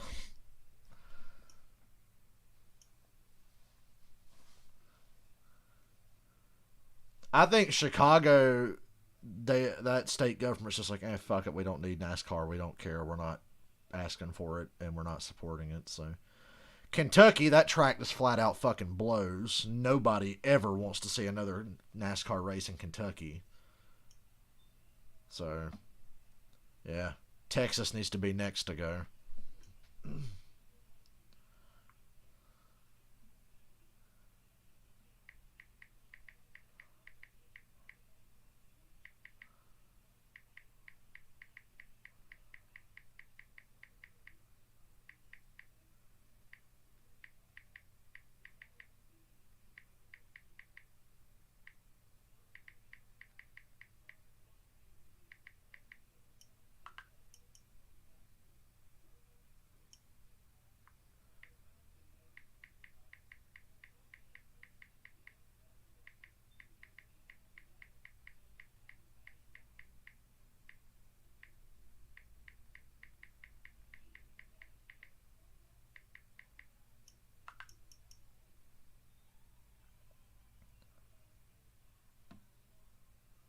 Richard Petty's an 8-time champion. Well, my God, who'd have thought he'd come back out of retirement? and run in the NASCAR Winston Cup Series in the year 2000 or 1999, whatever. Congratulations, King Richard. He said, well, basically I couldn't live with Dale having my, tying me for the championship record. Our second stage, and circled here, the 17 of J.J. Yaley, who's... Ray J. Yaley. Whee! J.J. Yaley spins around. Story of his career. At least that one wasn't his fault. Yeah, you got to give those guys behind you a lane to get around when you start slowing down for your pit box. And we go back to an earlier pit stop when Daniel Hemrick came down. And Jamie, you have a follow-up on the crew member here. Yes, and that front tire carrier, see right there, knocked down. That's Josh Shiflett. He complained of right side rib pain. They took him to the infield care center. Now replacing him is one of Harrison Burton's pit crew members, the front tire carrier of Brad Donahue. Now, something else to keep in mind, this is Denny Hamlin's pit crew for tomorrow that's pitting this 18 car, so it's to be determined if Josh Shiflett will return, so our best well wishes to him. No doubt about it. You saw Donahue has come down. Harrison Burton, in case you missed it, did take his car to the See you garage. later. He will restart 10th here. Man, that is one of the Colby Howard. your Cup pit crews did on Saturday. Colby Howard's the leader. They're in the groove. How long do you think that'll last? Our cars roll down pit As soon as the green flag waves. But that's certainly risky because you have Stage 3 here. It's a race now, you fuckers. In both races here a season ago. He's 20 years old. I think they had like 2 or 3 cup races in Japan. They weren't points races, but they went over there and raced at Twin Ring Motegi and what was that other one? From the outside lane, he stayed out. Didn't they race at Motegi? Dangerous game. bees everywhere. Those races are on YouTube. They're worth a watch. Mike Skinner won one of them, I'm pretty sure. Yeah. Didn't Mike Skinner win in Japan? Or was that Australia? I can't remember. Before he gets to start finish line. Here's 22. Green flag. Cindric Gregson on the bottom. Big shove from Gregson to Cindric. Gets him sideways. Cindric takes the lead. Snyder to his outside. Gregson 3 wide on the bottom. Ooh, I was wondering if Cindric was going to give him the room. Because if you don't give Gregson the room, he'll just take it. Snyder's going to pass both of them on the outside. What a great job Mike Snyder did right there. Gregson's going to send it into 3 here. Cindric's going to pinch him down. He's trying. No, Cindric's car's not sticking. It's tight. Can he stay to Gregson's door off of 4? That's all he's got to do. Cindric coming back on the top. Cindric gets a nice run on the outside. Restarts here. There's no other track that really exemplifies the drivers and choosing which place you want to be. Gregson's car didn't look stable there going through 2. And Cindric's going to take the lead. And Allmendinger's underneath Gregson for 2nd. And Snyder goes underneath Allmendinger, who blocks, and Snyder shoots to the inside. Inside of Gregson. Look out, look out, look out. Oh, he put Gregson in the wall. Well, that's payback for Vegas last year. Yeah, that's a pretty hard hit. That's a hard hit. That's pretty significant. And he's flipping him off. We'll see how Gregson's able to bounce back from that. Mod Snyder got into Gregson and put him in the wall. Usually you're pretty good about taking a beating. No, there you Hey, look, Riley Hurst is slowly, well, not slowly, quickly falling out of the top 10. Got that left rear with the Cindric's out front with Allmendinger in 2nd, and Gregson got the worst of it. And the letters are rubbed off the left rear tire on Gregson. You got to keep an eye on that. I think you'll be okay. No tire rub, I don't think. It's clean to me. Run it. Ooh, I think that tire's, it's pushed out. There's not a rub, but it looks like it's pushed out. Got a little free on entry, couldn't turn the wheel, and got into Noah's left rear there. Yeah, it's like you got to kind of make the Well, look, I picked Gregson to win, but I'm not upset if he doesn't because I fucking hate him. Yeah. Looking back on it. Junior's leading your race. We'll keep him up front. He actually was going to go. I'm going to look at getting a copy of NASCAR 2006 tonight. I'm going to like, Both going for the same real estate. I might call Game Haven or order one online. Allmendinger won 2. That's where they were in stage 1 last week at Daytona. I might call Game Haven Here we are 3 wide. after the race. Going up high. We got a battle for the lead. Cindric and Allmendinger. Take those spots. My goodness, this is a fun place to watch a race. We've got Dinger. Enjoy this because you won't see anything like this tomorrow after about 2 or 3 laps into a run. Outside the top 10. Clean choices. Just so you know, people. So this Xfinity race is the highlight of your weekend. Ty Dillon trying to go places here. Gregson is still 4th. He hasn't spent as much time in the top 5 today. I don't know if that contact to the wall was as significant as it first looked for Gragson, because he's still running okay. What a great story that was. Yeah, you know what's surprising? They didn't pit during that second stage when the caution come out. So they're one of those teams that has an extra set of tires right here for this final stage. They've got 3 sets of tires laying in the pits, where the majority of teams have 2. Some even only have 1 set for this final stage. Boy, Hemrick chopped Ty Dillon's nose off going through turn 1 that time. Riley Herb's getting all up in Myatt Snyder's. He's about to get dumped if he keeps swerving like that. Riley Herb's is blocking every which way to keep Myatt Snyder behind him. Listen how slow Herbst was in the center of the corner there. You can hear on the onboard how out of the gas he is. See the 39 of Ryan Sieg. He got a speeding penalty early in this race, was outside the top 30. He's now got a spot in the top 10. I don't think Gregson's car is as good as it once was before he got damaged. He's getting a lot of pressure from Brandon Jones right now. Well, remember when he wrecked Myatt Snyder at Las Vegas last year? I'm sure Myatt Snyder does. We've got Ty looking to the inside. It's going to be tough to make that pass and clear up. But just a lot of good action. Battle for seventh on the left Hang side. on to it, Ty. Look at him working the wheel. Ty Dillon's got white gloves on. He was working to not run into the side of Hemrick off of 4. One of the guys to contend. And now he's taking a defensive line to block Jeb Burton going to 1. Yeah, he's racing there with Josh. Allmendinger's putting a little bit of pressure on Cindric for the lead. Not much, though. Looks pretty stable for Cindric up front. It's so hard to go from late model racing at half-mile bull rings to go and try and run a stock car race here at Homestead, and no practice at all. And go to Dale Jr.'s Twitter. He told a great story today about these 2 meeting and how that relationship has developed and what led to Barry getting this opportunity for so many starts in 2021. We're closing on lap 100. Snyder's struggling now. Gregson is starting to fade. Jones and Gregson, the top 5. Long ways to go. I think Ty Dillon's all right.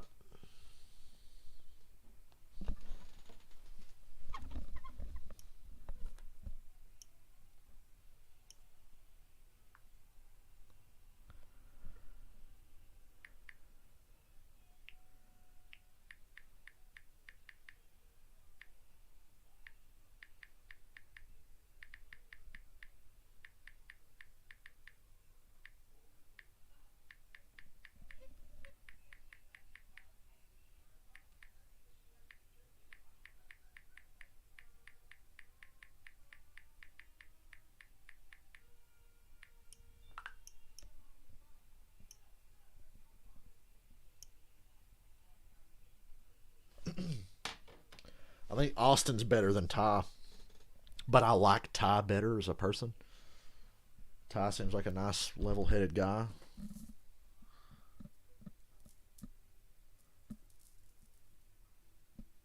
Not like the rest of his boomer-ass family.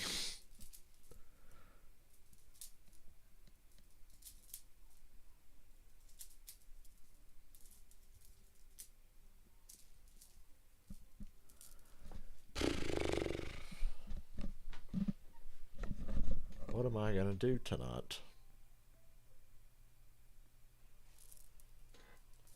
I don't know what I'm going to do tonight. Could play more NASCAR Heat. I could start a season. That'd be nice. If I had the patience to fucking finish it.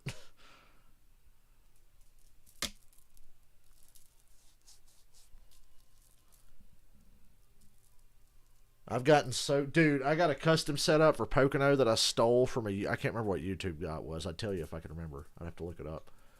I was looking for a good Pocono setup because Pocono and NASCAR Heat 5 is a bitch. There's like no setup there that feels right for me.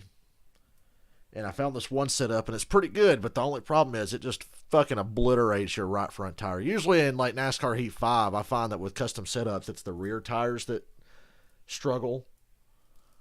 But this Pocono setup, dude, my right front tire was just dead after like 10 laps. It was at like 40%. There ever been a NASCAR driver you genuinely thought was a meth head? Joey Gase. Because he drives like it and looks like it. And we have a caution. Oh, it's Justin Allgaier. He's ripped the right front off of his car. part of the caution, they said. Might have been somebody. Did Jeremy Clements just stay out? 69 laps to go. Nice. Anyway, the caution's for Justin Allgaier, who was having a bad race anyway. Now it's good you got that extra set of tires, if you have it. Hey, that uncontrolled tire on Gregson, it didn't get out of the box, but it was rolling away. I'd call it. You dumped Rusty. Well, he's dumped his share of people. Cindric keeps the lead off pit road. Allmendinger second, Brandon Jones third, Haley fourth, Ty Dillon fifth. Gregson not in the top 10. They must be working on the left rear of Gregson, or the right rear of Gregson's car. Allgaier's got pretty significant damage. We look at the damage from Allgaier, who was running in the top 10 when he had a run-in with the 98 of Riley Herbst. Oh, Riley Herbst. Don't go up high, he's there. Oh, Allgaier tried to clear himself in front of Herbst. He wrecked himself. That's on Allgaier. That's either on the spotter or Allgaier. I'd be willing to bet it's on the spotter. It's like, no, man, I'm going to hold my track position here. But what's Herbst supposed to do? Just let him off?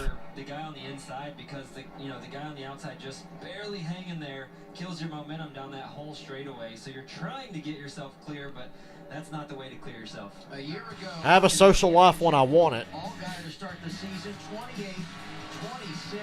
But on weekends, people leave me the fuck alone because all I want to do is watch races. Poor Rusty. I'm sure Jeff Gordon wishes he didn't introduce Jimmy Johnson to Rick Hendrick. Literally ruined Jeff Gordon's career. Do you think the driver's a crack addict? Who would be on crack? Certainly wasn't Jimmy Spencer. He was too fat. He drove like he's on crack. NASCAR driver on crack, huh? Greg Biffle?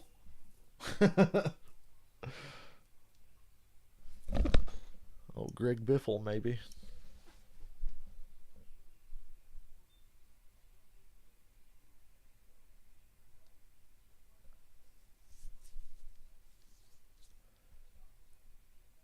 Can't believe that there was a wreck that Herbst was involved in and it wasn't even Herbst's fault. It was Allgaier's fault. See, we're fair here on this show. I'll tell it to you straight. I'll tell you what. I guess Herbst's car's going to need some WD-40.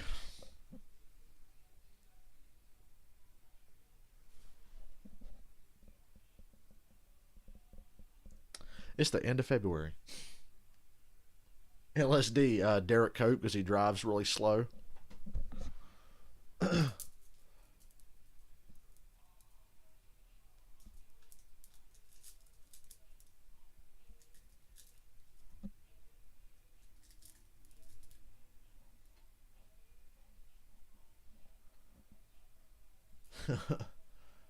Somebody took enough drugs to think that putting Natalie Decker behind the wheel of their car was a good idea. Think about that. I know where Greg Biffle lives. I've been working up there near his house. Be some shit if we got a job working on Biffle's house. Shit, that'd be cool as hell. Be like, hey, Biff. I'd be asking so many questions.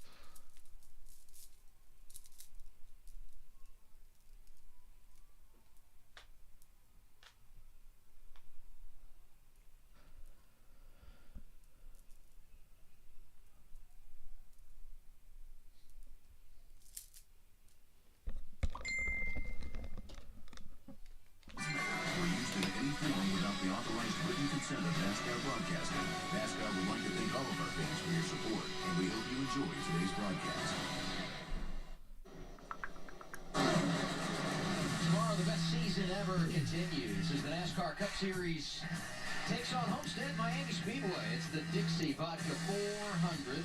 All the action starts with race day here. Yay, the circus is in town. Slot car racing tomorrow at 3:30 on Fox. You can watch the broadcast from anywhere on the Fox Sports app. Under caution for the 5th time today, Justin Allgaier involved in an accident. Sorry, I was out of here, Eddie. Okay. I hit really hard. Allgaier's taking responsibility, and he's going to the garage. By the way, Jeremy Clements is your leader.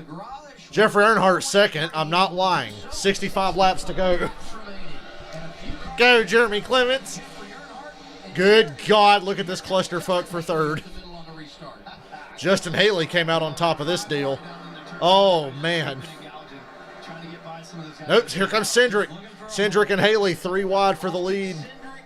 Jeremy Clements in the sucker hole. Cindric to the lead. Allmendinger to second. Oh, Allmendinger sent it. I thought he was going to hit Cindric. He drove so deep into 3, I thought they were going to touch. He was one of those guys that had extra tires. He's gone to the garage.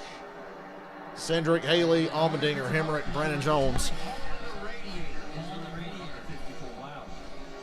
Ty Dillon's in the garage. Wait, what? Okay, so Ty Dillon's in the garage. Radiator problems. Justin Allgaier's in the garage. He wrecked. Now we're going to cut away from the race to show the restart for the next 10 minutes. I love when they do this, don't you? Yep, here you go. Here's this fucking restart you saw happen when it happened. We're going to watch this, and when we come back, there's going to be like a 3-wide battle for the lead that we've been missing. Yep, that's the restart that definitely happened, guys. That sure did happen. I mean, we watched it just now, but we're literally not showing anything that's going on right now to show what happened 5 minutes ago. Yep, that happened. Anyway, back to the race. Cindric's leading. And so this is setting up, right, Eric? I mean, this is where you have a set still laying, and you want to run as long as you can on this set. That's right. You don't know when that final yellow is going to come out, and you can't make it on fuel. I questioned it. I questioned it earlier about Gregson staying out both times in both those stages, but guess what? He's got 2 sets of tires left where everybody else has 1 set of tires. He did have an extended stop a moment ago to repair the damage after he got into the wall. So right now, did you guys see Jerry Glanville on the Dale Jr. download? That was a interesting interview. I think Jerry Glanville's full of shit, personally. I feel like he was lying about half of the stuff he was telling them. If you're Austin Cindric and you know the situation on tires, I was damn, Cindric can't get away from these 2 Kaulig cars. Here, but really no choice because, as you said, those Kaulig teammates right in his hip pocket with 61 to go. Yeah, you got to go, but you got to make these tires last too, man. He's only got 1 set of stickers left, and I think he has some 8-lap scuffs that we just heard from Regan that they're actually gluing back up in case they need them. And Brian Wilson told me earlier today that would be part of their plan, and you may have to do that. But it's not ideal. You want 4 stickers, I promise you. Hey, Brett Moffitt in the 02, another one of those teams that has a couple of sets of tires. Oh, Gregson's in the wall again. Not hard, though, just scrubbing it. That's what you have. Like, you just cannot unravel at this point. You're okay. Your car's not destroyed. Like, you've got extra tires more than anybody else. Like, you just can't unravel. You got to be patient. He has a really good long-run car, so we'll see how it works out for him. Yeah, this is that tough point in the race where a guy that's as fast as Noah wants to go hard quick, but the strength of his car is after 20 laps on the tires. Everybody can run pretty darn good from lap 15 to 20, and then it's like, all right, where's the setup? Where's the driver rhythm? And that's where Noah can really release guys in. Austin Cindric leading. We get our Ford Performance track facts. 8 Miami wins for Ford. Dale Jarrett getting it done here. Dale Jarrett. First ever race at this place. Dale Jarrett was my sworn enemy the last time I played a NASCAR Thunder game. In dominating fashion. That was a day after he started the race on pit road, went 6 laps down and came back and finished in. Jerry Glanville had a lot to say about Joe Gibbs. It has been so impressive to watch him. Sarcastically. He's matured so much. After coming off that Xfinity Championship, he has so much confidence, and you see it. I mean, he can win every single weekend. You know, every track seems to be a strength for them. One thing I did agree with Jerry Glanville on was his coaching philosophy on defensive scheme and play calling. He said he never had a set scheme. By the way, caution's out. Glanville said he never had a set scheme. He said every team he coached ran a different kind of defense because he would play to the abilities of the guys he had. He said they'd always ask, how do you have such good defenses? What do you run? He says, well, what team are you asking me about? He said the Houston defense was so different from the Falcons and so on. Because if he had corners that sucked at playing man, he played more zone. He wasn't set in his own ways like a lot of coaches are, where it's like either play my scheme or nothing else. You know, I like that philosophy for any coach. I think we went green with 61 to go, so it would have been 4. So what's his caution for? fluid from Colby Howard. He was smoking there. That's why I don't like being the guy on the box. I like being the guy behind the wheel. How much do you want to know about all that? I mean, you don't have to make the decision. Well, there's 57 to Do you go. want to be aware of the situation, or do you just want to drive the race car? Well, there's that feel you have. Here's this rash of cautions I was talking about might happen. It fucks this race up, but in a good way.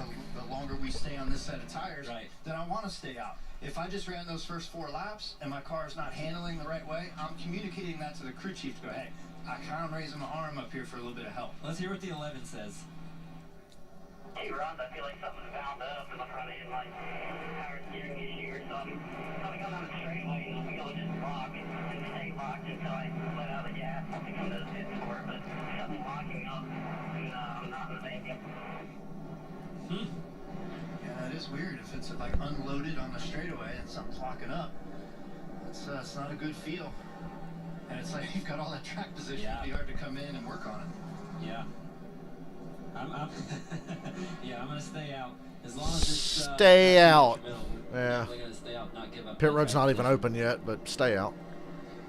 So there was fluid in turn 4, and that's why we are under caution. But it looks like all the safety crews have pulled away down there, and pit road does remain closed. Millions of kids nationwide are without their normal access to sports and play due to COVID-19. That's why Fox Sports and Good Sports are restoring play through donations of brand new gear, including nearly $100,000 worth of equipment from Good Sports to restore play for programs in need in the Miami area. Text play to the number on your screen to help kids stay in the game. 56 laps to go. Austin Cindric out front. He won stage 2. He's If Ryan Sieg wins, 59 circuits out front for him. I will let you pick my race picks every week for the rest of the year. I'm kidding. I won't go that far. Led 35 laps early in this race and won the opening stage of the day. Brandon Jones, Daniel Hemrick, teammates from Joe Gibbs Racing, complete the top 5. The 47 there, Kyle Weatherman, he gets the free pass on our 6th caution. I'm going to say the 22 is not going to pit. I'll be shocked if they do. Stay out. The glue is dry. Next caution, maybe. Back onto their wheels. Let's hear what he has to say. Right now, it's really us, the 39, 2, and 98 that have the best scuffs. If we have to go to that set, then everyone else has got about 5 more laps on them than we use. Maybe they need to go low downforce, high horsepower, and limit sets of tires in Cup. What do you think? There's a couple cars. Everybody's staying out up front. Moffitt's pitting. He's about 10th place. Sieg pitting. J.J. Yaley pitting, but he's slow. So really, Moffitt and Sieg pitting is interesting. Shut up with your lousy music.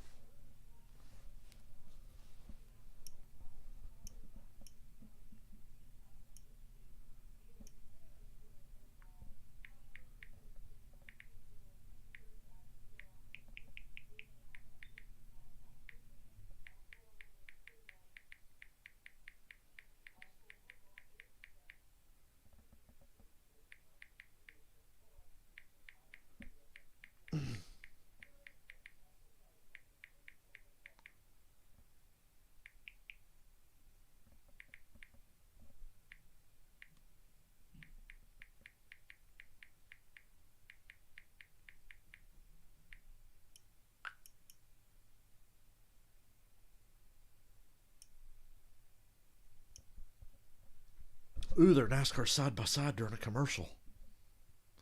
Just in case you didn't want to miss any of these awesome caution laps.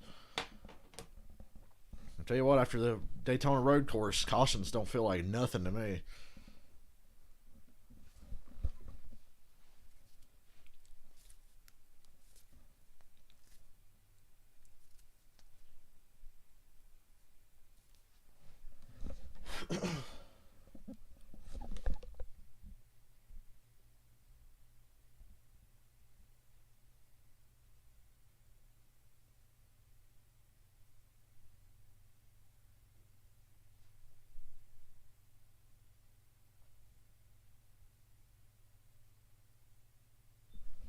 I wonder if Moffitt put on fresh tires or scuffs there. I don't know the story with their sets of tires. I've lost track at this point. I guess we'll know if Moffitt comes hauling ass up through the field. Although I don't think he will now. The last caution was out, what, like 10 laps ago or something?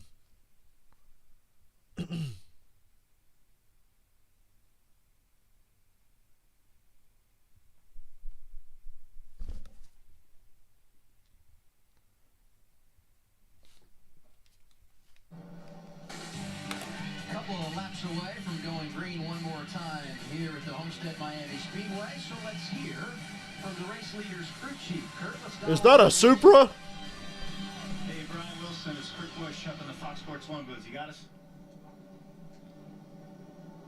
Yes, sir, I got you. So how bad were you sweating it right there as far as gluing up those scuffs and putting them on, or just leaving them out there and letting your champion driver handle it? Yeah, you would think that with extra sets of tires, it would make the decisions easier, but having options and having all these cautions is definitely making it pretty tough here. So They'd like a long green flag run. That's what Centric would love right now. Very good. Last little question. You got the thing set up for short run or long run here to finish it off? Man, that's really what we worked on. We were a short run car last year. We tried to balance it out. So, you know, we'll see. I'd say they definitely err on the side of long run car, but they've taken off a lot better than they did earlier in the race. 10-4. Good luck. Put on a good show. We talked about that early in the broadcast. What do you want? Well, there's a huge balance here. They're going to restart with 52 laps to I go. think it's interesting what he said. He said, I don't think we have a 54-lap good long run. Cindric and Haley pick the bottom. Allmendinger to the outside. Brandon Jones to the outside. Hemrick to the bottom. Josh Berry to the outside. Snyder to the inside. Gregson. Keep that last set of tires, right? You got to keep them in your pocket like you're holding on to poker chips, making sure that you got positive when you head back home. Let's hear from A.J. Allmendinger, who will restart on that front row with Cindric here. Milkshake. Did you get a milkshake today? No milkshake. Okay, well, milkshake brings all the bullets to the yard. Now you're going to keep singing? I remember when you used to sing that song. Yeah. You used to have a dance move to match. We need taking top. I've been yelled at all day about being on the outside. We be taking bombs. The traffic on their radio is outstanding. Shut them down. Let's go down to Jamie and talk to the 48.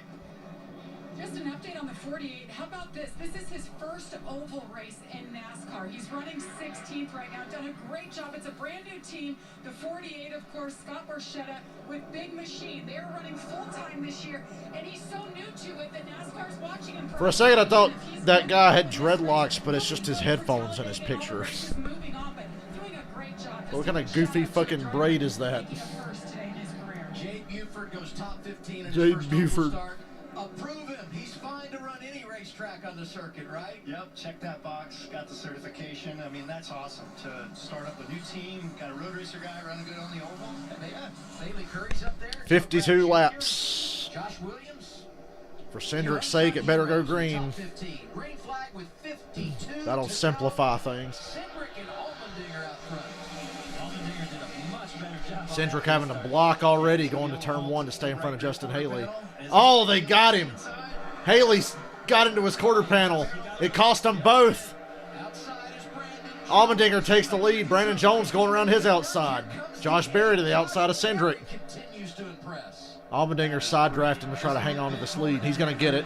Allmendinger's going to keep it, I think. Yep. He's clear. No, he didn't get clear. Brandon Jones takes the lead. Josh Berry's third. My God. Impressive restart by Brandon Jones. Wow.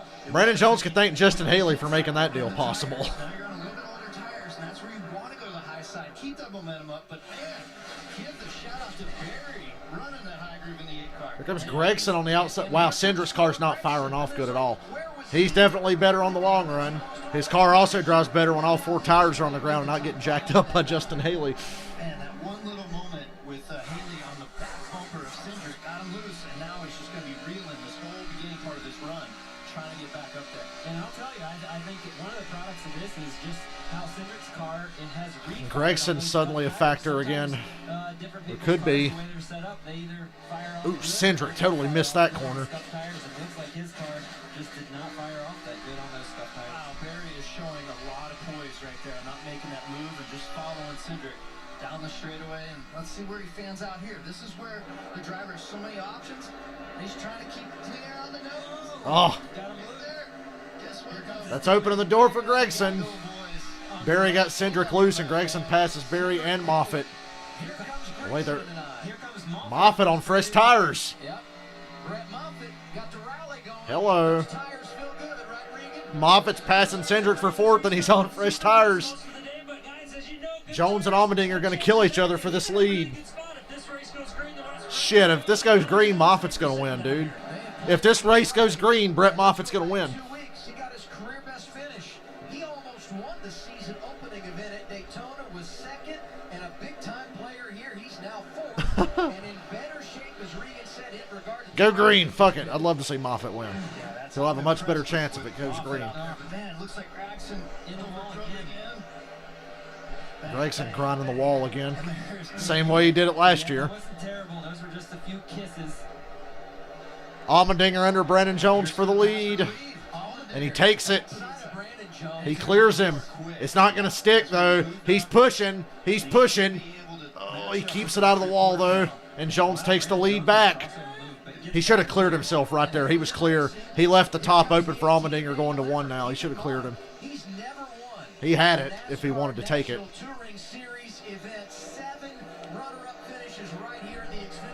Allmendinger on the outside off of two. And these two boys are going at it for the lead. And Allmendinger takes the lead back. Brandon Jones, he had such a move to close the door. And Kurt Busch just pointed out what I said. Brandon Jones could have ended that on the front stretch last time by. He was clear. He was plenty clear. If you're clear or not clear, and some guys end up wrecked. Josh Berry just passed Austin Cindric and Noah Gragson. There's another crossover. That's all right. He's going to cross back over. Josh Berry, late model racer, very little experience, no practice. This is a good race. Passing our Xfinity champion. That was, I mean, this kid continues to impress. He had limited practice at Daytona. He had never raced in the draft like that, and went out, was running top 10 a good portion of the day before getting involved in an accident late. So he is turning a lot of heads, and I know the boss man, Dale Jr., has got to be impressed. It's just the information that he's gathering right now, racing with these guys towards the front. It doesn't matter if he's going to make the pass and make it clean. Right now, that Allmendinger pick would be looking good, wouldn't it? 45 to go, and he's leading. And just staying smooth out there. Got Moffitt wheeling it up on the high groove. Moffitt's coming, though. Looks like she's getting a little bit Yeah, too look loose at him now. sliding. Those fresh tires are paying off right now, but if you continue to slide those tires for very long, you might... Yeah, they're right. Moffitt's being pretty aggressive. 45 to go. He's looking to go outside to the wall to get around Hemrick. Because the guys that he's racing didn't have a bunch of green flags. And he gets it. Moffitt's through to third. The one thing about these Goodyear Fresher tires than the two cars in front of him. Heat cycles. Sometimes heat cycles at certain racetracks, they'll fire off even faster. And then certain racetracks like here at Homestead, one heat cycle. If you just go out and run one lap and come right back in, when you go back out, they're going to be slower. Moffitt is third. You want another upset special? Jeremy Clements running 8th right now. He was 10th on the road course last weekend at Daytona. Yeah, and he's another one of those guys, just like Brett Moffitt, that rolled down pit road and got some tires. That is a great call, and trying to utilize the most out of it. Oh, man. Mark sets are new on the box this year. Josh Berry barely cleared Gregson there. That was a close call right there by Josh. Yeah, I want to be the flag man. I'd have loved to have been the flag man that drops the white flag and puts out the yellow flag on Ben Rhodes last week on the Daytona road course during the truck race. Danny B talks says he's got video of the flag man with the white flag in his hand and quickly switches to the yellow. Jeff Burton has slid back outside the top 10, racing here behind Michael Annette in the 1. And the 39 is Ryan Seed. Let's go back to this battle for 6. It continues to be a good one. Again, it's just finding that clean air. Gregson on the wall again. But man, there's just that last little bit that But he keeps going. with that grip level. That's At this point, they're not even commenting on it. He could see in his mirror that Gregson was putting a lot of pressure on him running right on the fence. He knew it's time to get up on the fence. There's only 42 laps to go. Confidence growing for Josh Berry. A.J. Allmendinger leads. Yay, side by side. 41 to go. Race is just flying by. I like that they've shortened a lot of the Xfinity races. I think they need to keep shortening Cup races too. Like Darlington in May is only like 300 miles. I think Texas needs to be 400 miles at most. You can honestly shorten it even more than that if you wanted to. Moffitt is up to second. He just passed Brandon Jones going to turn 3. He's catching Allmendinger. You can see Allmendinger right there in front of Moffitt. Hang on to it, Moffitt. Moffitt's wearing it out, though. I don't know if he's going to have anything left.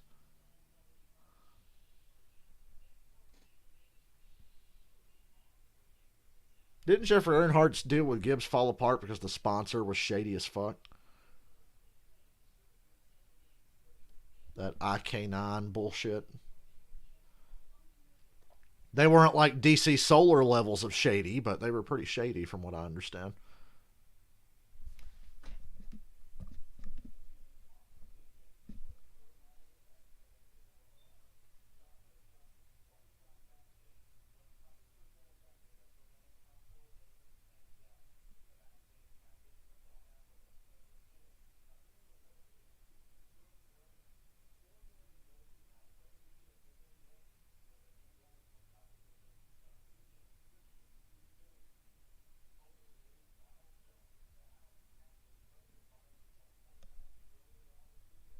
Oh, they missed a payment. Ah, okay.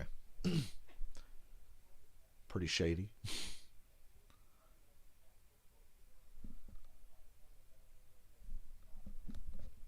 $38 to go. Moffitt's not catching Allmendinger as fast as like Cindric and those guys were earlier, but the tire advantage that Cindric and the other guys had when they had pitted in the earlier stages was much greater than what Moffitt's got right now. And we look at our Xfinity fastest lap.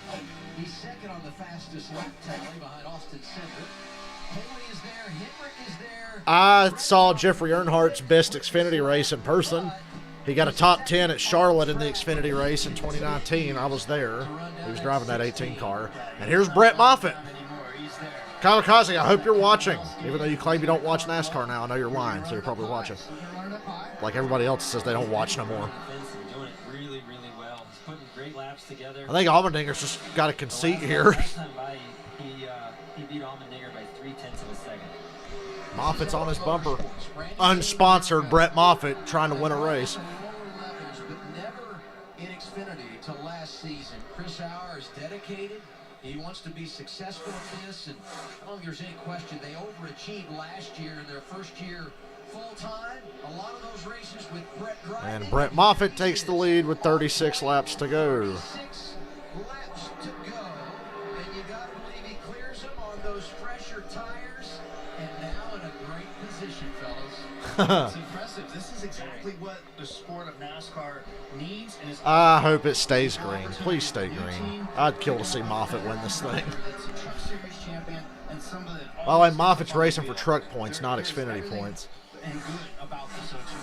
Everybody's always keeping up. Like, I don't watch wrestling week to week, but I still sort of keep up with what's going on, you know? So I'm never like, I ain't watching no more. I'm just like, I don't really care to watch regularly, but I'll keep up with it. People that say, I ain't watching NASCAR no more, I ain't watching the NFL no more, they're still watching, trust me. Just gotta stay smooth, gotta stay steady. Don't even look in the mirror, just keep... It's always the boomers that say stupid shit like that. When you look at the number of starts, when you saw it there, he's 28 years of age, so he's been around driving for quite some time. Touched earlier, Kurt, on the fact that he won the truck championship. It happened in 2018. Running full-time in both series this year, trucks and Xfinity, and he leads A.J. Allmendinger. Don't look now. I don't even want to talk and jinx him. This is too good to be true. Reverse jinx. Sorry, Moffitt, this is too good to be true. Yeah, he just cleared Brandon Jones. Brandon Jones fighting back a little bit. Take you guys through the field, and you're right, Eric. Crackson's coming. We keep talking about it. He's got a great long-run card. Yep. He knows how to do it right there.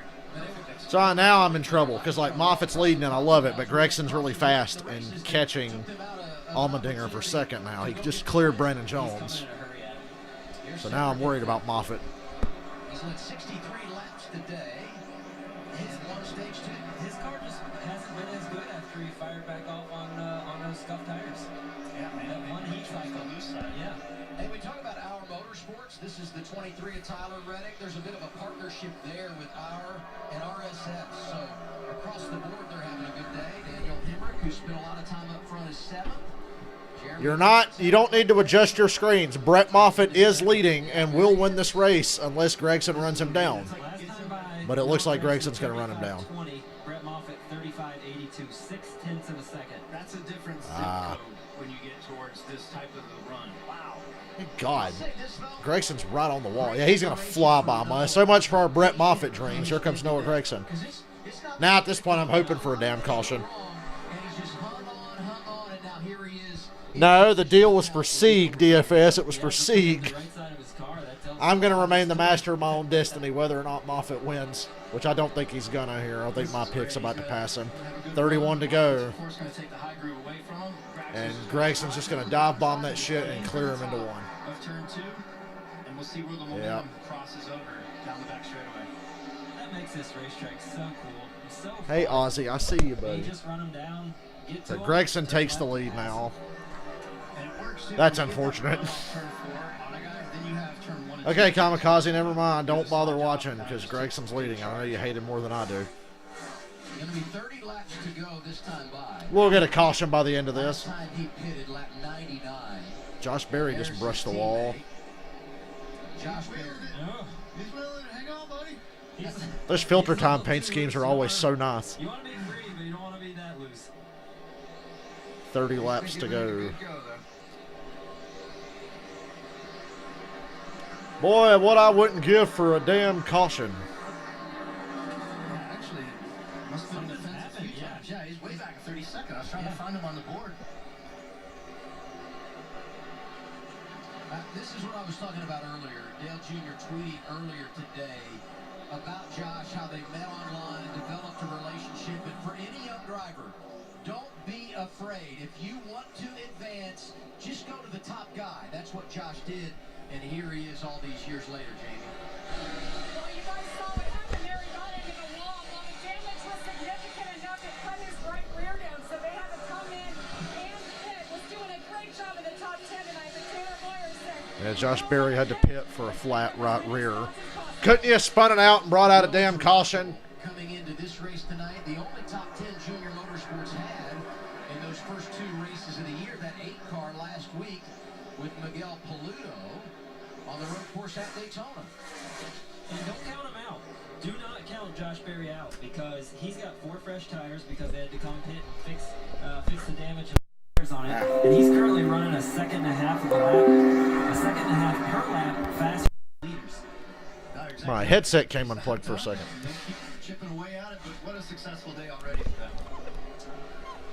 Yeah, he needs to get back in that free pass. Now that Gregson's leading, I'm just like, oh boy. Just watching the laps tick away now. He's driving away from Moffitt. In the meantime, we have Hopefully Gregson will do the same damn shit he did last year and just keep busting his ass repeatedly. Like he knows exactly what to do with the steering, the throttle, the brake, the arrow. He is maximizing the potential of lap time each and every lap, and it takes that 20 laps to get it going. Hey, how's Riley Herbst doing? As we head down the stretch of this race, 16th and the best car in the field. yeah, thanks for doing that. Keep in mind that car won 9 races last year, including right here at Homestead. And this fucking bum is running 16th because Riley Herbst is terrible. 3 weeks old. She got RSV and we were in the hospital. He won't be back in that car next year, I can guarantee it. It'll be a one and done kind of deal. They are phenomenal there, and we just felt so Well, that sky sure looks pretty over turns 1 and 2. after our experience there. So we do a lot with the hospital. And It's all Jen's purple and really pink heads over that there. up, and I support her, and our kids have gotten to go and volunteer there. COVID has messed things up for us with doing things with Atrium Health and Levine Children's Hospital. Such a great opportunity for us to help give back to the hospital. I want to get your all's opinion here as we look at the front runners. And we understand Mike Snyder, who's 7th, did get into the wall. Mike Snyder brushed the wall. Do me a favor, Mike. Cut a tire. Get a caution. Screw Gregson out of the win. I know you don't like him. I know you don't like him. Wow, Moffitt's closed back in on Gregson.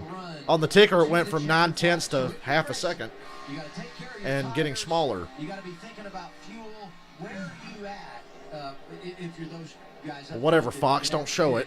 Since lap 99. Well, recap, yeah, Snyder just got behind that 22. I need a caution. And they've been out there a long time, Eric, and this is that part of the race where, as a driver, you have to find that rhythm. You just crank out nice, smooth inputs and get to the end. Now, I don't know, can they make it on fuel? You know, you talk about rhythm, but this Moffitt cut a good 3 to 4 tenths off of Gregson's lead, rhythm constantly changes, but he's not getting any closer now. They fall off really bad. You start losing 2, 3 guys, they're right there. It's because lap traffic. There's lap cars running Gregson's line. Moffitt's back to his inside. And Moffitt is hanging in. Moffitt's going to send it. Send it. Moffitt's wore the right side off that car just like Gregson has. Lap car totally killed Gregson there. I saw that lead getting smaller and they weren't even paying attention. He's phenomenal in that high groove today. And now they cut away from it to show a fucking replay. God damn you, Fox. Can we just watch the race? Can we just watch the race? They're sitting there racing for the win and you're fucking showing a replay of something that happened 5 minutes ago. I just want to watch the race. First time he's ever been on an oval. I want to watch what's happening right fucking now. Look at how much of the momentum it killed. Look at how much of this race we're not watching right now. Because we're watching from 2 fucking laps ago. Can we watch the race? Okay, now Gregson's pulled back ahead of Moffitt. If there was any battle going on there, we completely missed it. They didn't show it.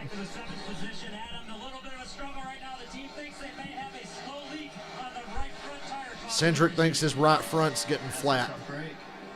Leaking, they say. Slow leak. Hopefully that motherfucker blows and the carcass comes off. We get a caution. And what a terrible situation to be in as a driver. And for a lot of these guys, except Noah Gragson, to be honest, you're sitting here, you got to run out the run. Oh boy. Your chief's not going to let you come pit, but your tires feel so bad right now. Somebody might blow a tire by that. You got to think. Well, that Jay Buford guy's getting in the way something fierce. He's the one who almost cost Gregson the lead just now. He's definitely just line. I guess they should know to go around him. Making a pass on Allmendinger, who's a third-place car. This is just coming back from that tire problem that they had. And we'll see. We'll see what his lap times are able to get him. Maybe he can get back up and crack the top 15. And he's passing a lot of guys that are a lap down. He just needs this to time perfectly when he gets the free pass spot that the caution comes out. And boy, these two not getting away from each other. Brandon Jones in the 19, the 20. Gregson's driven away by over a second and a half now. I think Moffitt's gave it all he's had. But a caution would be nice, wouldn't it, NASCAR? NASCAR, you know you want to throw one. Look, I know that you want to throw a caution. Think of something. You didn't even have to have anything last week. You could just throw a caution just because. We learned that last week. It's all about that clean air, right? Well, Allmendinger knows he's coming. He said, the last thing I'm going to do is give the 23 the high side, right? Let's give a shout out to David.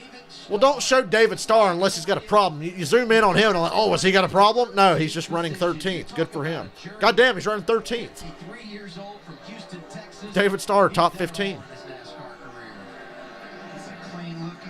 And not a scratch on it. And I've always heard Whataburger's good, but I wouldn't know. I live in North Carolina. If only I could get my burger with some Smithfield bacon on it. Sorry. You bring some Sorry. Bring some with you. I'll give you a monster to wash it down. Free bacon for life. Monster Energy and bacon, a very healthy meal. Reddick in behind his quasi-teammate Brett Moffitt, and there's the 19 of Brandon Jones. What's their story, Regan? And they've been working hard to get this car freed up all night long. Not quite there with it. The bigger concern, though, is crew chief Jeff Andrews just came on the radio and said, watch your fuel, be very easy with that throttle in the middle of the corner. A little uncertainty for them if they can make it. Well, maybe Gregson will run out of gas. I'm so confused. These guys could go to the end on fuel. Well, Moffitt's best on fuel mileage right now. Moffitt and Sieg are the only two guys that know they can pretty much make it. Because if Jones is doubting it, then I know Gregson's got to doubt his mileage as well. We'll see. I want to know how close they are. Like, are they 1 lap close, or are they like 5 laps short, kind kind of close. Like, because if you're 3, 4, 5 laps short, you know. I think Gregson's backing it down because Moffitt's closed in on him again. He went from a second and a half back to under a second back. I heard 60 to 63. And they pitted with 67 Could be traffic. Could be Gregson slowing down, trying to save a little bit. Which helped. And I got to believe, even on these older tires, you're not getting in the gas as early. I mean, all of that is going to add up and help your fuel number, right? No, you're exactly right. It does help, but yeah, let's try to gain some more intel and find out how close all these teams are on fuel. Well, and the guy we got to watch here in that scenario is Brett Moffitt, because he didn't pit with 67 to go. Right. He pitted at lap 112 with 55 remaining. Foregone conclusion, he can make it to the checkered flag. Absolutely. He's got, what, 13 more laps? Right. Yep. That to me makes sense. He can make it. The others can't. But Interesting. see what the fuel mileage is. I knew it was going to be close, but now that I'm hearing them actually about, okay, look, we're worried about our fuel mileage. Those guys that are close on fuel, they've only got one set of stickers. Okay, fuck, stay green, let this play out. Maybe Gregson will lose in heartbreaking fashion. That'll be worth it. They're going to come put their final set of stickers on and go race for a win. It's like having insurance. You always have to buy it.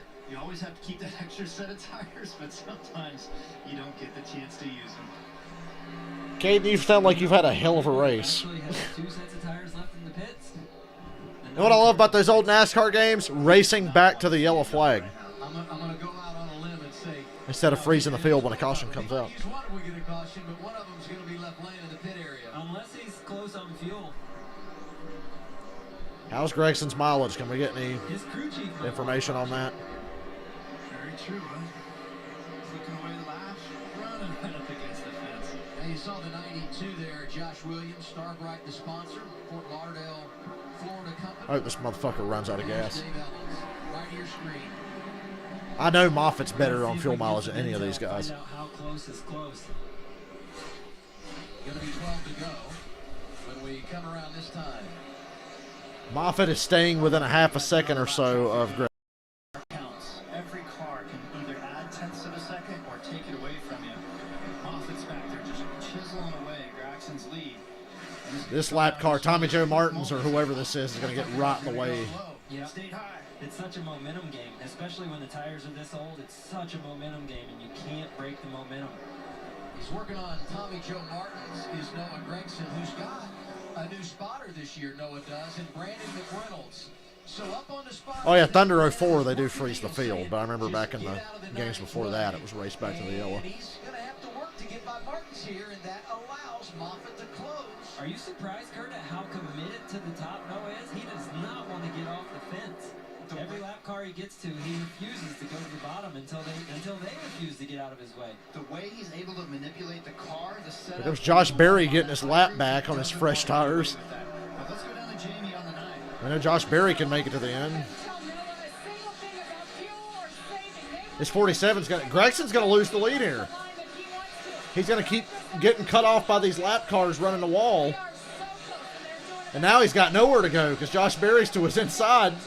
And Moffitt's on his bumper again. 10 laps to go. These lap cars are a nightmare, but Gregson's really making it hard on himself. He's got to start changing his lineup a bit. But there you go. There's Josh Berry, who pitted for tires, driving by the leader right now to get back. That worked out okay. So many different scenarios. And Gregson flipped off the 47. Berry in 20th. After at one point, what did we say, 32nd, 33rd? What a rally for that team. He's done a nice job. Oh, Moffitt's in the wall again. And he's stuck behind that damn 47. Get the run that he wanted on that lap car. Boy, look at all this traffic. 9 laps to go. Please wreck yourself or run out of gas. Well, let's cut away from this and show a replay. We literally just saw this, like, not even 15 seconds ago. But we're not watching the race right now. We're watching a replay of that. Oh, I think Moffitt's got a flat. I think Moffitt's got to come to pit road. God damn it. Moffitt! He might run out of gas. What are you doing? Uh-oh. He's got a flat right rear, and he's trying to make it back around. He's in turn 2 right now. Oh, no, he's in 4. Never mind. He's got to make it. Moffitt made it to pit road. Stays green. Fucking A. Least you could have done was get a goddamn caution, motherfucker. Huge break, hopefully, for Noah. Man, Motherfucker, I hope we get a caution with 2 to go and force overtime. Run these fuckers out of gas. Sitting there running in second with less than 10 laps to go, and just one small mistake like that takes him out of contention. But now the advantage for Gregson is over 5 seconds back to Tyler Reddick. So what are you telling me? Tyler Reddick's in second, over 5 seconds behind Noah Gregson. Moffitt cut a right rear, brushing the wall. You've got a huge lead, and take care of it. Please, we're begging you. It was a huge gift for that to happen. No one Oh well. Pace and go to a conscious effort of saving fuel. That was a huge moment in this race. The difference, the straightaway. This is why we can't have nice things. Reddick has done a great job to battle all the way back up to second. But it's just, again, the track position game on that final restart, he was too far back. You knew at some point that Tyler Reddick was going to be a contender. I was surprised it took this long, to be honest, but here he is. 6 laps to go. Running second. Again, there's just that art form, right, Eric? There's that art that certain guys have here at Homestead. Noah Gragson's one of them. Tyler Reddick is another. And they can just get the maximum lap time they can. Here's Reddick's audio with 6 to go.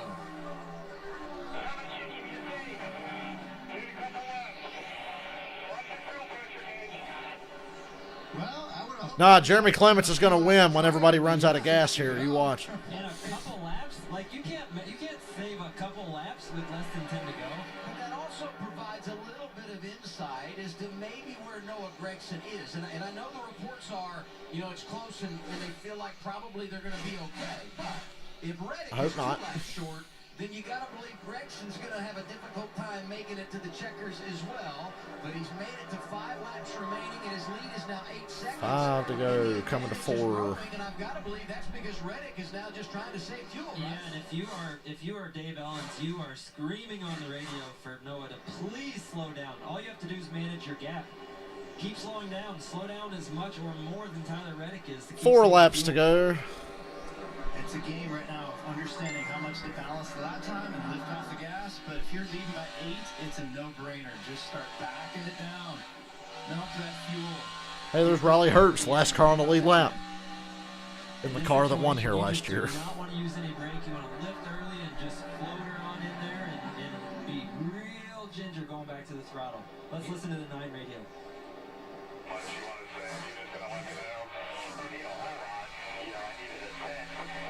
The whole run, and that's gonna be 3 laps to the finish. So we got an 8-second lead, 9 seconds. 3 to go. Wow, that's big. I mean, one car's good 3 laps, the other one's too short. Michael Annette's on pit road with 3 laps to go. 3 laps remaining. And yeah, man, this just makes you wonder.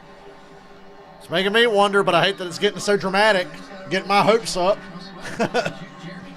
Only to crush me. Oh, whoa, whoa! The 13 just hit the wall and Gregson crashed into the back of him. Gregson's done. Caution's out. Oh my God! What happened?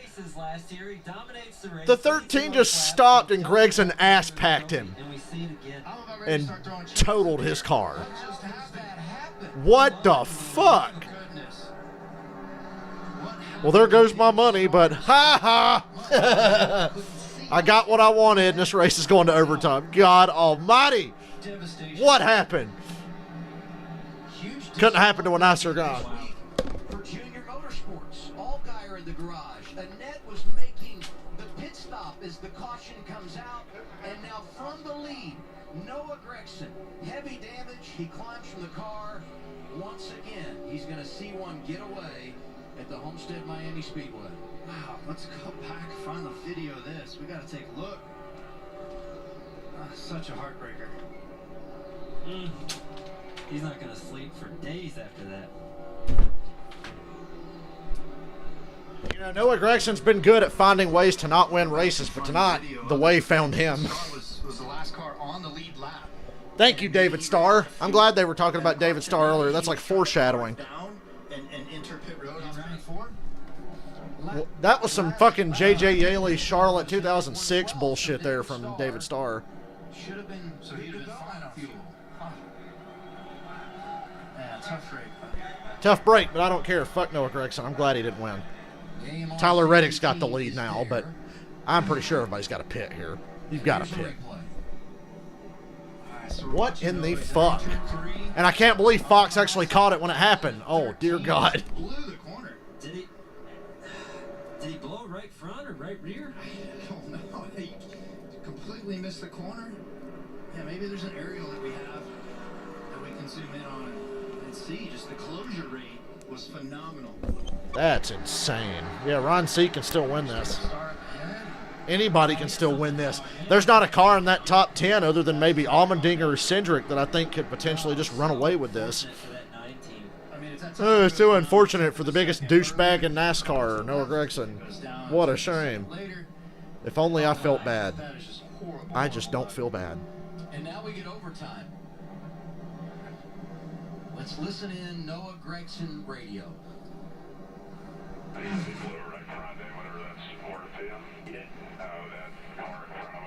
Don't matter. You're racing the leader. Tell me to get out of the way. Yeah, copy. Damn, son. The frustration. I see it for sure. Yeah. What a shame. Oh, if only I felt bad. David started to do that on purpose. That made my whole weekend. He was running down on that seam. It looked like honestly giving Noah the wall. Yes. And yeah, just oh man, just so unfortunate for. What a shame. Pretty hard fucking horror. Fuck you. Two things going to decide this race: pit road and the overtime restart. And when you look at the top 10, Tyler Reddick now takes over the race lead after starting 38th today. Brandon Jones is up there, has been so impressive. Myatt Snyder's had a great day. A.J. Allmendinger wins stage 1. Austin Cindric wins stage 2. Both those drivers going to pit from the top 5. I hate to disagree with the Iceberg. He said, how do you not feel bad for Noah Gragson there? I'll tell you how, because fuck him. We've talked about him. Brandon Jones has a Gragson had an 8-second lead coming to 2 to go, and the 13 of David Starr either blew a right front or just overshot the corner and hit the wall, and Gragson ass-packed him and busted his whole shit up. Okay, look. Top 5 biggest douchebags in NASCAR. Noah Gragson, Austin Wayne Self, Joey Logano, and I'll get back to you on the other 2. But that's 3 of the 5. And I'm so glad that happened. Noah Gragson, you suck and you deserve nothing. And I'm glad you ain't going to win this race. But as the leaders hit turn 3, the green light is on, signifying pit road is open. Is open this time around. They're on the Everybody's running the flat to try to keep the fuel cell on the right side of the car. Tyler Reddick, Brandon Jones, Myatt Snyder, A.J. Allmendinger, Austin Cindric. Won't know what your pit road speed is. You can very easily get a pit road speed penalty. This is going to be interesting. Reddick leads him down. Anybody going to stay out? Anybody? Needed fuel and tires. Jamie Lewis. NASCAR overtime pit stops. Tyler Reddick, you heard him there. Pit stops in overtime. Oh, that was so funny. I'm so relieved that happened. I am relieved. I need a cigarette after this race. I don't even smoke, and I need a cigarette.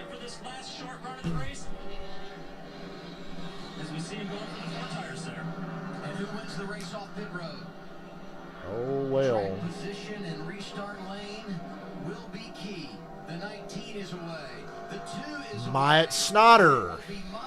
Myatt Snyder, first car on 4 tires off pit road. Did anybody stay out, though? For the 2 team, I feel like somebody stayed out. Brandon Jones, Austin Cindric, 3rd and 4th. Off of The race off pit road was Snyder, Reddick, Jones, and Cindric. That was a great stop by the RCR guys. Fox PBC Fight Night is starting on FS2. So If Snyder wins, good for him. I wish he could get interviewed by his dad if he wins. Here in Miami, we'll get you to boxing when we are all wrapped up. And for the 3rd straight Saturday evening, we have an extra period. Every race this year has gone to overtime. So yeah, the 13 blew a tire in front of the leader and crashed. The insurance rule. Now everybody's cashing in on that insurance. You just never know what's going to happen. Lifetime right here. His pit crew just got him off pit road first. He's been fast. He took the lead actually on the last restart. So that's Myatt Snyder is the leader. I thought somebody might have stayed out, but it looks like Snyder's the leader. His first NASCAR Xfinity win. big drama too with the choose. Snyder, Tyler Reddick, Brennan Jones, Austin Cindric. Boy, this is going to be a hell of a race for 2 laps. Could be multiple overtimes, but. Hey, somebody else to keep an eye on. Josh Berry drove himself. Boy, you got here just in time, sir. And he's going to restart inside. My dream scenario happened. Gregson's leading coming to 2 to go and just gets junked by a lap car. It's like that time that lap car junked Kyle Busch at Texas when he was racing Carl Edwards. That was like 2010 or 11. I can't remember when. In his first ever start, he's the grandson of team owner Joe Gibbs, the NASCAR. Sometimes things just have a way of working out. Get it done tonight, and could we have another surprise? Sometimes things just work out. Tyler Reddick's going to be up on the wheel and probably up on the fence. I would go to that 100%. Myatt Snyder and Brandon Jones have both had really fast cars on the restart. I love when a driver I can't stand gets fucked late in the race, like at the last possible minute. Joey Logano getting passed coming to the white flag was pretty sweet this past Sunday. Joey getting wrecked the last lap of the Daytona 500 was really great. But what happened to Noah Gragson just now, that was beautiful. Beautiful. This is why we watch. I cheer for chaos in these situations. Listen in the Moffitt's radio right now and see what they're thinking. We're better than them. We've been better than them all night. We're going to have the 19, 22, 16 behind us that are going to go like hell. So you do your damn part. Well, I'd say everybody's going to go like hell. That was my bad. It was Reddick that we were going to. TJ Bell on the spotter stand. He's a racer. Not going green yet. They're still cleaning up. That was a pretty big mess from Gregson's car. This restart is getting ready to be so important. If you can get off the restart zone and get clear, you have an opportunity to go win this race. Have you ever? Well, I've seen that a couple of times. Everything you can to hang with them. I assume Tyler's just going to choose whatever. But that was funny.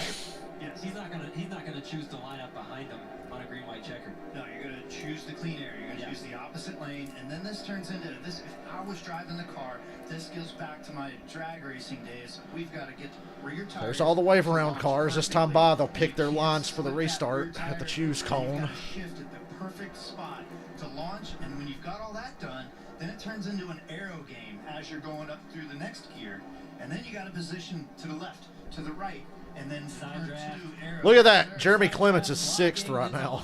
What a top 10. I love that top 10 except for Brandon Jones. Brandon Jones, I hate him. He sucks. But the rest of that top 10 is pretty nice. And we'll find out if they're taking the high lane or the low lane. And I'm curious, guys, do you want here, when you look at track position, obviously lane choice is going to be huge. And will this be the only overtime restart? As aggressive as things have been, I say we may get double or triple overtime. Eric Almirola looks like a car salesman. Everywhere. And you have to just have the confidence, though, to know that you're in charge of your destiny and do all the disciplined things that it takes to execute. Yeah, you're absolutely right. The last restart we saw, they were 5 wide. There was cars down on the paint in the no man's land. So it's going to be very exciting. I don't know if this is going to be the only overtime restart, but it's going to be entertaining, and I'm excited to see if Myatt Snyder can pull it off here. We are going to get our money's worth, and there is no out of bounds at this racetrack, so anything goes. Yeah, this is what it's all about. So here we go.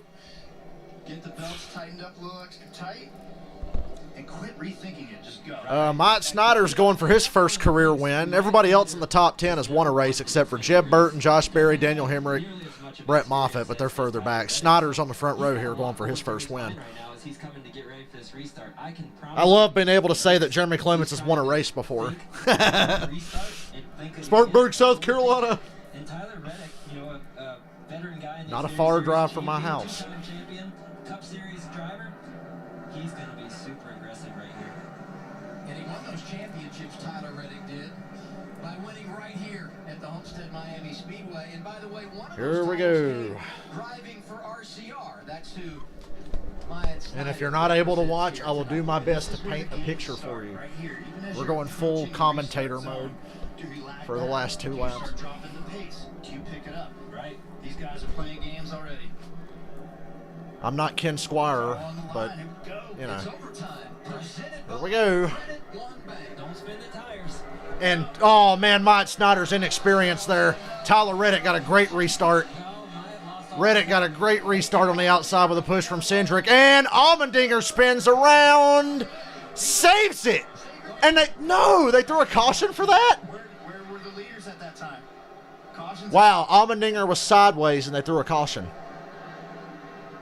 Why? And now who was the leader when the stupid caution came out? That didn't need to be a caution. Allmendinger saved that shit. Yeah, I almost couldn't talk for a minute because it got so chaotic. I turned into a fan. What a save. And they still throw a caution. This was just Snyder's inexperience being up front. Reddick and Cindric obviously have experience restarting up front in this series. You're so amped up. You're so anxious. You're so excited about going to get this opportunity. Jones did the Joey Logano block to Allmendinger, and Allmendinger slammed him in the door and spun himself sideways. Saved it. He saved it. Literally, there was no problem there. He saved it. They all kept going. It was good. Allmendinger's just going to go for it to the inside. Of course you're going to go for it. Oh, yeah, that Dover save with Allmendinger where Hamlin tried to fucking junk him. Yeah, I remember that. God, what was Allmendinger doing? Yeah, it looked like Allmendinger was trying to merge back on the racetrack. I know he got blocked low by Brandon Jones, but it looks like he just body slammed him. Saved it, though. Look at that. Into Brandon Jones. Now, running position here will be dictated. They're going to say Mike Snyder's the leader, or is Reddick the leader? Right. So you go to the last scoring loop, and we'll see what the ruling is. I hate when this happens because it's almost not fair. And this is where you want, as a driver, them to go to the visual, to go to the camera, right, instead of the final scoring loop that was 8 mile further back. Right, because it makes such a big difference on whether or not you have control of the restart. And so right now, right now, Snyder is not running as the leader. Reddick is holding the lead spot right now. We'll see where they line up. Oh my God, who's leading? This is some ESPN bullshit. Hey, it's a Gregson interview. Fuck him. Let's all laugh. Everybody point and laugh at Noah Gregson. He failed to win another race. What are you going to do? You got dipshits in the way every single week. Damn. Very thankful for Johnny Morris and Bass Pro Shops. It's a shame we've dominated the last 3 races, including this race, and we've had stuff happen like that. But I need to go to my local Bass Pro Shop and go lobby, de-stress myself out, get some Black Rifle coffee, and maybe look at the fish there at the fish tank at Bass Pro Shops. But definitely a bummer. They know who won this race. Yeah, not you. He said, we know who won this race. Not yet, because they're still out there racing. It's really unfortunate, but there's only one thing we know how to do, and that's rebound and keep our heads up and be thankful for the opportunity. Gregson has still failed to win a race where he didn't get lucky or wreck someone. The guy who I have dreamed about racing, Tyler Reddick on the top side. I was saving fuel there at the end. Kind of throttled the last 30 laps, and we were still pulling away, so I don't know. What are you going to do? Look, Gregson's right about people like David Starr, though. He called him a dipshit. He's right about that. If you're in Miami, let's go meet up at Bass Pro Shop, maybe get a little Black Rifle coffee and go get some true timber up there. He'll try to rebound at his home track in Vegas next week. 32nd, 28. Oh, well. Daytona. Boy, he saw a little bit of everything tonight, guys. He really. What a shame. Yeah, he had to go through a couple times where the team had him stay out on those old tires to finish off the stages. Oh, I'm so sad that Noah Gregson's a douchebag and can't win a race. Tough break, buddy. Hey, Noah, you ever hear this? You got what you deserve. A lot of it is Noah's, art form running the wall, but a lot of it is also the I just hate it for Junior Motorsports because they've got such a douchebag driving their car. Particularly that 9 car with Dave Owens. They won here with Tyler Reddick. They ran exceptionally well with William Byron here, and almost had a shot to win. So they'll keep their heads up. They'll go on, and they'll have more opportunities. So I guess they're saying Reddick's the leader. He's lined up in front right now. Why is this caution taking so long for a car that spun sideways and kept going? Just back it down a little. Just try to use the lead that you had in the fuel situation. But it's easier said than done. It is. David Starr's car blew a right front. Yeah. And he had nowhere to go. Keep an eye on Brett Moffitt in 7th. Got to get to the end and start producing the wins. Look at that for Tyler Reddick. Never finished outside the top 10 here in any touring series event. And he'll have a long way to come tomorrow. Going to start the race 30th, I believe, is where he'll go off in the Cup. Put Brett Moffitt in the 9. So are they showing Reddick as the leader now? Yeah, and you got to believe, because of the way Myatt got the restart going there at the start. Oh, Noah Gregson's season is not off to a good start, ladies and gentlemen. I'm not sure that Reddick had ever relinquished the top spot before the caution, and by going back to that scoring loop, it's got to be the 23 up front. Look at Jeb Burton sitting here when it counts. That wreck looked a lot like Allgaier and Alfredo at Kansas last year. Burton's done the last couple of weeks, 4th and But 5th. luckily nobody flipped. And Allmendinger just slid sideways and kept going. Then they threw a damn caution. for the first time in their career. Here they come to choose. This is going to be interesting. As Choose box. Reddick's the leader. So here we are. You got to miss that. Reddick says outside. Snyder inside. Jeb Burton inside. Cindric outside. Jones inside. Hemrick outside. And there's a lot of uncertainty, right? There is. You're sitting there trying to count cars. Your spotter's trying to count cars when you're this far back. You're trying to figure out which lane has the shorter lane. Which lane do I want to be in? So Reddick's the leader, and he picked the outside. Restart. Going to turn 1 and pinch down Snyder. Spin him out with air. I think the only thing I'll say is I think for Myatt's sake, he's had one shot at it there. He realized he was a little bit too excited, jumped in the gas too hard, spun the tires really hard. I like that Reddick's driving an unsponsored car trying to win this race. We'll see a drag race down to turn 1. Not often you get a second chance, Kurt. I like that paint scheme on Reddick's. It's very simple. Him and Moffitt have the same paint scheme, just different color. Just the racing stripes on the hood. But the outside here has an extra secret weapon. I like the outside here, especially with Reddick in the front. You have to block to the outside. Reddick's got Cindric behind If you're on him. the inside, you're right. You've got to watch both sides of your car, and it makes you busier down there. That's why I would have chose the outside on the restart before that. Hey, we've seen some guys make the middle work. Yeah, tomorrow won't look anything cool like this. Tomorrow will probably suck. Slot car race. We got 3 slot car races in the next 4 weeks. Homestead, Vegas, and Atlanta. We got Phoenix in between, which will be good, though. He's been strong today, and he's got a couple of wins on mile and a half, but also one at Darlington, where, as we know, running out next to the wall is the key to success. Here we go. Overtime number 2. Be here all night if that's what it takes. Great restart by Reddick. Snyder got a better jump that time. He has to go on defense, though. Reddick did not get a push at all, and Snyder takes the lead. 3 wide for second. Brennan Jones, Jeb Burton, Tyler Reddick. And this is great. Myatt Snyder's looking at them 3 wide behind him, driving away. 4 wide. 4 wide. He's just thinking, get to the white, get to the white, get to the white. Oh, Brennan Jones pushing up the track. Reddick on his outside, back to second.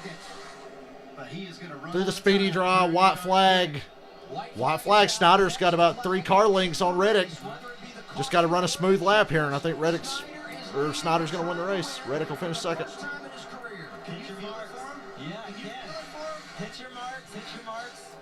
Hit your marks. Don't worry about what's going on behind you. Reddick got a really nice run off of 2, though. He could have I thought he might be in position to car leopard. Say, oh, Snyder went to the bottom and he's loose. Oh, Reddick's going to get to his outside here if he's not careful. Oh, Snyder slides off of 4. Myatt Snyder wins. First career win. When he left the outside open and I saw Reddick go up there, I thought he was going to be done coming off of 4. But they both got loose. Snyder stayed in front and won the race. First career win, Myatt Snyder. He learned from his mistake. He almost choked about 2 or 3 times on that last lap. Ryan C., Jeremy Clements get top 10s. Congratulations, Myatt. Snyder, Reddick, Brandon Jones, Daniel Hemrick, Jeb Burton, Austin Cindric, Justin Haley, Brett Moffitt, Ryan C., Jeremy Clements top 10. Josh Berry 11th. Go back and watch the last lap and see how many times Myatt Snyder almost gave this away. You got to get both of your tires hooked up, grabbing gears, and then now he's got to block for a quick second. But it was a 23, never quite accelerated. And Myatt's already clear right here.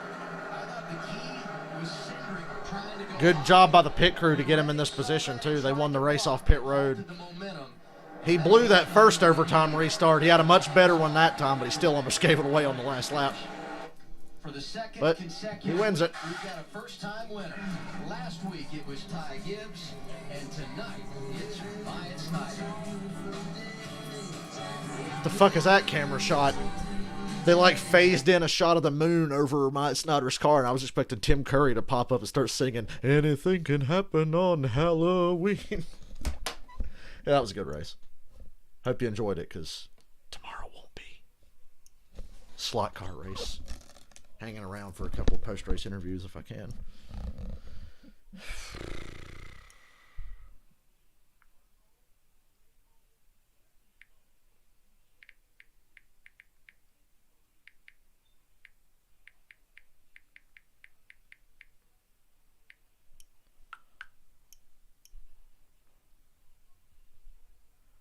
I thoroughly enjoyed that race. That race had everything you could have wanted. Noah Gragson got screwed over and didn't win, and you had an exciting finish. It was a good day. Lots of first-time winners. Got 2 already in Cup this year. We got 2 in a row in Xfinity now. Crazy things be happening. Years ago, RCR celebrated a championship. Mike Snyder! It's not a title tonight. And I love that Snyder wins after Gregson gets screwed over. Love it. Love it.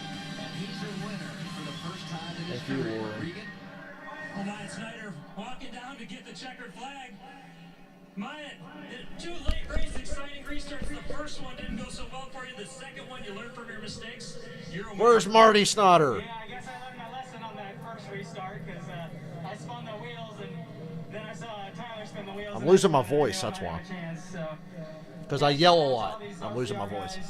Tax Slater, all these people supporting me over the years. It's been a rough journey, but we're here with a win. And I can't. Riley Herbst came home 12th. Good for him, and the best car in the field, not able to get a top 10. You learned from the mistake that happened there with the tires spinning. How nervous were you, though, on that last restart? If Kyle Busch gets dumped in the Vegas truck race, I'll regret not streaming it. I had a lot of experience as a Cup driver, so I knew it wasn't going to be an easy task beating them, but luckily we did it. I can't think. Where's his dad? Is he out there celebrating with Captain Morgan? Mike Snyder, your Homestead Xfinity winner. Tyler Reddick excited for the RCR teammate. Tyler's running away from the interviewer to go give him a high five. Tyler Reddick's so short he can barely get over the wall. Reddick's always smiling. He's such a good dude. Tyler Reddick will be Hey, that's not social doing distancing. the race at Atlanta. At least he's got a mask on. Tell him TV comes first, Jamie. Doesn't he know the rules? He knows the rules. TV first, but you gotta love that. A first-time winner doesn't get better. How fun was it battling with Mike to see him go for his first win? Well, I gotta say, I've been working with Mike quite a bit at RCR. We train almost every single day, socially distanced. A lot of first-time winners. He works incredibly hard at what he does, and I know the effort that all the men and women at RCR on the Xfinity shop put into that. So I wanted to fight, I wanted to make as hard as I could, but yeah, he just got me at the end there. Our Motorsports finishes second tonight. That was a good night for that team as well. Moffitt looked like he was going to win. He still got a top 10. Reddick finished second. They look good. I think that team's going to be competitive as the year goes on, the 23 and the 02. I think they might regret having Moffitt run for truck points. Or I guess Moffitt chose to run for truck points over Xfinity points. I think they might regret that decision. But anyway, I guess this is where I leave you till tomorrow around 3:30 or so. There's no rain in the forecast, so it looks like things might be okay tomorrow. Like everything will be scheduled. I hate that fucking aero package. I can't get excited about tomorrow after watching this, because I know this is how racing should be, and that bullshit tomorrow is not going to look anything like it, really. But I will see you tomorrow at 3:30. Have a good night. I don't know what I'm going to go do. I might play Thunder 04. You've sold me on it there, Caden. But later, guys.